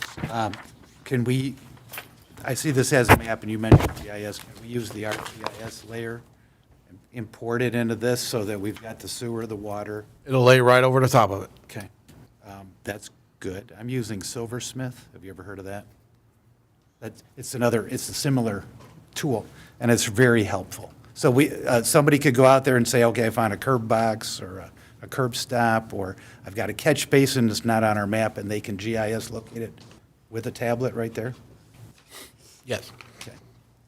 I see it has stormwater and all that, so that's why I asked, because there's nothing about actual water and sewer. Well, that's only because he only put the the 8 modules. Yeah, Complaining. whatever it is, 8. this There's is- a plethora of information you can utilize this for. City manager. We have talked about a lot of different software products. I know before Rob was here, Mark was talking about one, and one of the things that I asked Mark to do was make sure that he gets together with public safety and parks to make sure that this is some software that everyone can use instead of just DPW, because there are so many things that they would need this type of mapping information too. You know, you go on a call, where's a fire hydrant? So I just wanted to make sure that this isn't necessarily going to be the one. Oh, I understand that. I've used this tool, a different type of tool, and it's very valuable. And this is not a bad price for the utility. Actually, this is the one that we're recommending, Brightly Software. Mike and I interviewed multiple asset management companies, and this is the one we thought would best fit our needs. The one thing that I found in this other tool I use is the ability to take a layer from ArcGIS and bring it into this one. That leveraged with the existing mapping we have, so. Have you met with public safety and building department, parks? Well, we would do that, but, you know, we're looking for direction to move forward with this, and we can shop the product further and maybe bring a final recommendation if it's approved by council to budget this item, we can bring it back to them. Well, I like the idea, and it's not something that BSNA does well, or at all. So, any questions on this? I think it's a good idea. All right, keep going. Okay, slide 15, please. I'll let Superintendent Ragsdale take this one here. So the department traditionally has had 3 backhoes and 1 loader. We replaced the loader a couple years ago. We replaced the oldest backhoe in the fleet with an excavator last year. We're asking to replace the next backhoe here is just over 20 years old. It is way past its normal use, lifetime use that a water department should be utilizing the piece of equipment. It's wore out from all the years of digging and busting up concrete, and it's getting very sloppy. When I mean sloppy, the range of motion, it gets to the point where if you were digging with someone in the hole, it would not be safe to use anymore for that type of use. Currently we've been offered $20,000 trade-in, which I think is a good price. That's more than I feel that we would get if we were to list it on what's the website? Is it Bidnet? Usedequipment.com. Yeah, on our government website that we use for auction, our auction site. I see this as a my deal. Yes. And the new backhoe that we're proposing has just like the excavator, has a thumb, we call it a thumb drive on the back. So when it comes down and picks up, you can actually pick up concrete or logs with it because it works like a thumb. The front bucket will have a multi-purpose bucket on it that will open up like a clamshell. So if you had a pile of dirt on the street, normally you would have to butt it up against the curb to be able to pick it up, or else you would just push the dirt down the street. You can take the bucket and open it up like a clam and just scoop up the dirt. So you want 146,000, what, you said 175, but it's actually 146? We budgeted 100, yes, we budgeted 175, and then with, that's the price with the trade-in. And then there's another piece you wanted. That is on the other slide, that is the tink, Tink. the claw. And that is like 16,000 Okay. for the new backhoe. Okay. Comments, anyone? Okay. Slide 16, please. When we went when we met with the city manager about our budget. She does her job well. She wants to know why or what you need something for, and we had to sell that you do need three-piece equipment because you have different operations going on all the time, and you have equipment out, and a backhoe is the staple or an excavator of a DPW operation. Not to bore you too much, but you can look at this when you want, but most departments operate with 3 backhoes. I think the last line that we put together here, we reached a point, it costs the city more to maintain the machine than it's worth. You can only get $20,000 for it right now. And so you know, it would be, in my opinion, wasteful to continue to put money into it. Okay. Take a look. Let's keep moving along. Let's get us out of here. Okay. We've got one more great department to go through. If they're awake. Any questions about the water and sewer projects? Well, that's what anything else on water, because you've got a lot of Yes. water main replacements. Would these all be done this summer? We're hoping that So I'll let Mike, I think you have the CIP available, but what we're doing is we're budgeting some of next year's projects to do the engineering the prior year, so it's ready. So we're putting the engineering fees in this year's budget for the 26, 27. So if you look at this 24, 25 water main and sewer capital schedule on page 17, this did not come out very good in black and white. that one, okay.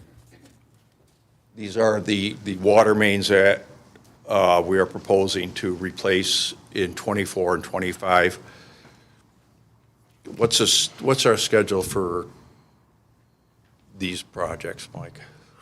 So the schedule for the 4 streets that are in blue for Kingston, Northwood, Snow, Crestwood, and Huber, we'd be looking at probably construction early next season, starting maybe February, March, and then extending to the end of the. You're finally fixing my street. It's been on the list for a while. And my street. I was like, what's That on is a my street? coincidence. Yeah, that is a coincidence. These streets have been on the capital program for at least. Oh, I know, because I know how many water breaks we had in yeah. 1 year. You're not fixing my street. I will attest to this. Correct. Yes. They're out there. That's funny. Yeah, so these have remained priorities for a long time. I think we finally gotten to a place where we've built up the reserve in the capital fund or the water fund to be able to I think, accelerate some of the work that we had anticipated a few years back. So we're probably budgeting a little bit more than we had initially talked about when we were setting up the water rate study. But I think certainly there's no shortage of need for water main replacements in the city. Just kind of I think there's about 70 miles of water main in the city. You're going to get maybe 70 years of life out of a main. So if you're doing a mile of water main a year, you're just keeping up. So. Yeah, and all of this would be able to be funded out of the current water and sewer fund balance, so there's no rate impact to budget for these repairs. Correct. And then for the 3 streets that we've identified with the kind of the magenta, or 4 streets, we've got Elodie, Vernetta, and we've got the north and south Summer Lane. We would look to start and have those basically ready for construction in summer of 2025 as well. So as Rob alluded to, we would look to kind of going forward. This was something that the interim city manager, Mark Thompson, had kind of initiated, where we're a year ahead of the construction with so when we come to budget for the construction of these projects next year, we'll have a lot better handle on what that construction budget will be. Where at this time, we're kind of throwing darts a little bit. All right. Any questions about water and sewer main repairs? Next item.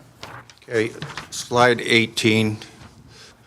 I know we're tired and it's getting late, but I just wanted to let you know that when AEW did an awesome water reliability study that I read, we are just catching up to some things that AEW recommended to do maybe 5, 10 years ago. Some of them is still out there in the report saying that we should be doing this. But typically, the City of Fraser has been doing $1 million worth of capital improvement a year. we are escalating that and moved our capital improvement up to about $2 million worth of work. And we met with Angelie and the city manager, and our fund can handle this right now. So when you see this schedule, it's based on what we can afford. And then on the left side of this page is, we follow best management practices where, we base it on where the breaks are, the hydraulic capacity, the fire flow protection, and then the age and the structural condition. The map to the right is very interesting, is that all the green X's are what, you can see how concentrated they were. This is where Mark and Mike replaced water mains already, but so those are new water mains there, but you could tell they focus on concentrated areas, and you can see all of our current water main breaks appear to cluster in certain areas, and it might have, say something about the contractor who installed it or the material that was used back in the day. Any questions on that? There's a good thought process, and I know you guys trust us, but just wanted to roll through it. With that, on page 19, here is a 5-year capital water main replacement project. It could be self-explanatory. You can see where these things are at. On the left is a flow map of our water flow that generates, they do hydrant testing, you see what the flow is and see what the flow conditions are. The purple is a very good area, and blue. And if you get into the red areas here, that is poor flow. And this map is from 2021, and I don't know all the street names, but that's Airport and what? Airport and what? Airport Winsome. Airport and Winsome, which you guys approved to do last year, which we'll see some great improvements to. Any questions on our 5-year plan? The only thing on the right-hand side there, you have 5-year SIP on the right, but that is, we're only planning on doing those projects in the next 5 years? Is that? Yes, and I think that totaled to around $2 million a year, didn't it? Yeah, give or take. Okay. All right. Any questions? Slide 20, on the front page, we're talking about, in addition to these water main replacements, is there's a water main gap program, and this is something I think is just as critical as our water main replacement. But if you see the map on the right, there's 10 areas within the city where, for whatever reason, they didn't connect to the nearby mains. And what that does is it prevents a loop from coming through. It slows your flows. It hurts your firefighting capabilities. If we closed all those gaps, this is what our flow map would look like. If you see we're losing all the yellow and red in there, we can go back to 19 for a second. If you can see, we're losing these poor flow areas, and we're going to have better firefighting flows. And those flow data is important that Captain Bisbee and myself are working with ISO. They do a fire insurance rating based on our firefighting flows. They take that rating and it's like a credit rating for insurance companies and determine the cost of your homeowner's insurance. So we can drastically bring up our firefighting flows. What was the first page? How much are we asking this year for gaps? 200 what? 250. $250,000. Here's a priority with your authorization and approval of $250,000. The gap 10 and 9 and 4 give us the most bang for our buck. We got some water main replacement going in the southeast quadrant of the city.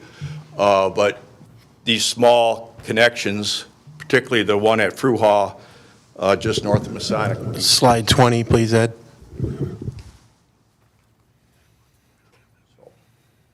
So that's in the capital improvement program, which is our gaps and unnecessary dead ends.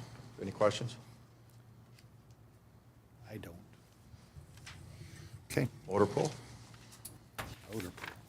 Brings us down to motor pool, Okay. page 26, 27. I just want to let everyone know there was an issue with BSNA For some reason, it did not display the capital outlay for vehicles. There was a request for $130,000 for 2 trucks in the vehicles.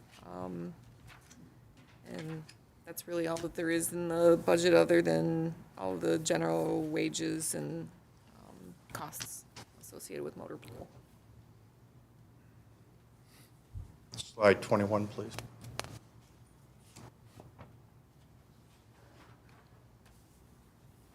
So the first vehicle is a single cab F-250. That would be, that will be replacing one of the Dodge Rams that we have that has 70,000 miles on it. The Dodge Rams are two-wheel drive and half-ton trucks, which is pretty much not very useful for our needs. The second truck, at next slide, please. 22. This truck would be the new building and maintenance person, Ron, for senior housing. It has an extended cab on it. It's not a crew cab, but it is an extended cab with a V-plow, and we already have a salter to go on the back of the truck where he would maintain the buildings and grounds with. The truck that he is currently using now is one of the DPW trucks. That truck is the only F-250 4x4 we have in the fleet. That will get moved to the lawn crew, and they will utilize that truck to pull the trailers with, as opposed to the little half-ton Dodge Ram that they're using now. Mark, I believe you mentioned maybe moving this truck to senior housing? I did. I'm glad you brought that up. We're proposing to pay for this vehicle out of the senior housing capital outlay because it's being used for that position. Solely for senior housing? 80%. Okay. So it's 80% of 65,000? Yes. No, the whole thing. No. But 80% used, right? No, 80% charged to senior housing. Right. Oh, I thought you said the whole thing. 80% is what the employee is charged. 80% to senior housing, 20 to buildings and grounds. So do we have 700 and some thousand in fund balance in senior housing? How'd that happen? Slide 23, please.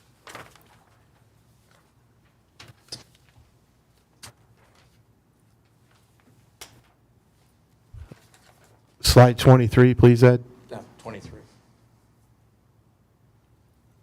So this is a small glimpse of a complex spreadsheet listing all our vehicles, the mileage on there, the years on there.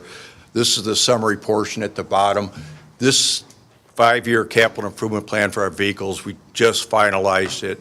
Once we complete the equipment portion of it, we would share that with the city manager, who can share that with the city council if she wants to show that we do have a plan and we're watching how old vehicles are getting and what's happening. But this glimpse shows you the plan is to try to keep a level plateau on vehicles and how much we spend. Typically somewhere around $200,000 with the exception of this year. And you can see progresses with the couple F-250s this year, the Sterling dump, and then remove the director's truck into the fleet, which is part of the plan and the detail and so forth. It's all in front of you right here. This year, we're only looking at 24, 25 to make a decision on. Yes. Then, yes. Just the two. Just the two pickup trucks. That's motor pool. Any questions on vehicles at this time? Okay. We're almost there. Right. And we're gonna, get us out of here. 672 Senior Activity Center. Oh, I saw Senior Activity Center is actually programming. Hmm? Senior Activity Center is programming.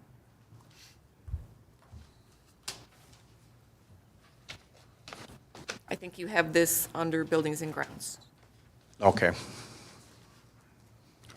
So I might have the account wrong right now, but if anybody's seen the activity center, The parking lot's going to be replaced this spring, early summer. The landscaping, we have a beautiful new sign there, a nice building, but this landscaping really takes away from it. We're going to put in some practical landscaping and just clean it up with like $5,000. All right, any questions? All right. That completes the presentation we put together, and we are open for any questions and comments. I just want to thank Rob and Mike for all the hard work we've done. You guys obviously been working hard on this. Thank you for the presentation. It helps. Mayor Pro Tem Sutherland. So this is, I don't have any questions for you guys. This is, I'm just going to propose, and I'm going to apologize to Captain Gillis and Captain Bisbee that we have another special meeting to discuss the budget. It's almost 10 o'clock. How long would you be? But I mean, we are going to have, and we're going to have conversation after that about different things that we've heard. I mean, it's late. That's my personal opinion, is I think we should have another special meeting. I'm up for it. I would come to that. What a mess.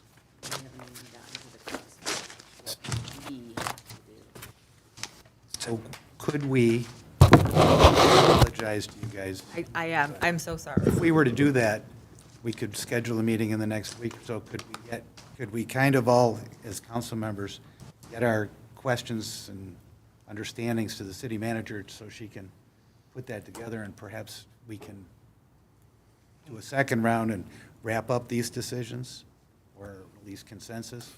Could we do something like that? Would that work for you if we sent our thoughts to you after the meeting? You're talking about specifically for the budget, like I want this, I don't want. Well, I made some notes tonight on questions I might have about one or two things, and I'm sure others have thoughts. So you're going to make some changes to this I mean, budget, correct? I've made notes from everything that we've discussed tonight. We have a little bit of homework to do, get some research. Above and beyond that, I'm not sure that we really need much else at this point. Okay. But we could, if we came back, then we could touch on whatever topics we need to on. DPW's got a lot going on. And if there are any other questions, you think of something after the meeting, looking at it, hey, didn't think about this, send me an email so we can do that and be prepared for the next meeting as well. And the more we can do between meetings is even better to answer our individual questions, so. Now it comes down to finding a. Okay, time for the finding a next date then? Finding a date.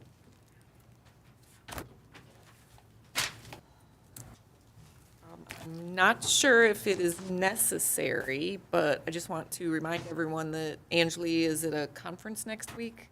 I'm not sure that she would need to attend. Next week I'm Okay. Is it just And I'm from Tuesday. public safety that has? So you're out for most of the week too. Next week? Public safety, the only department left? Yeah, public safety and then just a little bit of district court, which I can just. Which falls under public safety more or less anyway. What? I said which more or less falls under public safety, and that's not going to change. The court is what it is, and the fees are what they are, so I don't think there's going to be a lot of discussion on that. Monday, the 29th, anybody? Thank you, Rob. Thank you, Thank you very gentlemen. much. Be at a conference. Who? I think Mark is going to be at a conference on the 29th. Mark, the DPW? Yes. I think we're done with him. We just finished. Mark, Mike, Finished DPW, right? Bob, would you be available If you're on the talking 29th about of? doing the post departments and figuring out what you want to do with the budget and questions, I don't know if you wanted him available, if Rob would be able to. I think if Rob's the big, Would based Mark- on what I've seen, I think he can probably handle Mark, it. if you weren't available on the 29th and that works for us, could Rob be here as your representative of your department? Are you comfortable with that? Okay. If you're not, I mean, it's your department, so. We don't know yet. We're talking about that building, Rindell Park, and there's, what do we do there? So we may want somebody from your department there that night. But at some point, we have to decide. Like, Right. we could talk this forever and ever and ever, and it's just a budget, because every single thing we discuss tonight has to come back before us to approve individually. 29th? 29th works for me. Sherry, 29th? 28th. 29th. 29th? Anybody? Everybody? Pat? Okay. All right. 6 o'clock? Anybody from the public would like to speak? Can we do 6? Yeah. 6 or 6:30? Let's do 6. It's fine. 6? Yes. Now you're gonna be. Earlier the better. My calendar. Well, you.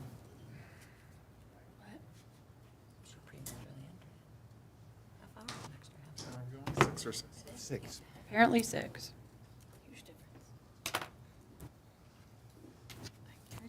With me? All right. No one's in the audience from the public, so motion to adjourn? Today. Yes. Is that your motion, or? I will make a motion to Okay. adjourn. I could add a Second. motion myself. Motion by Lessig, second by Shornack. Adjourn at 9:56. Sorry.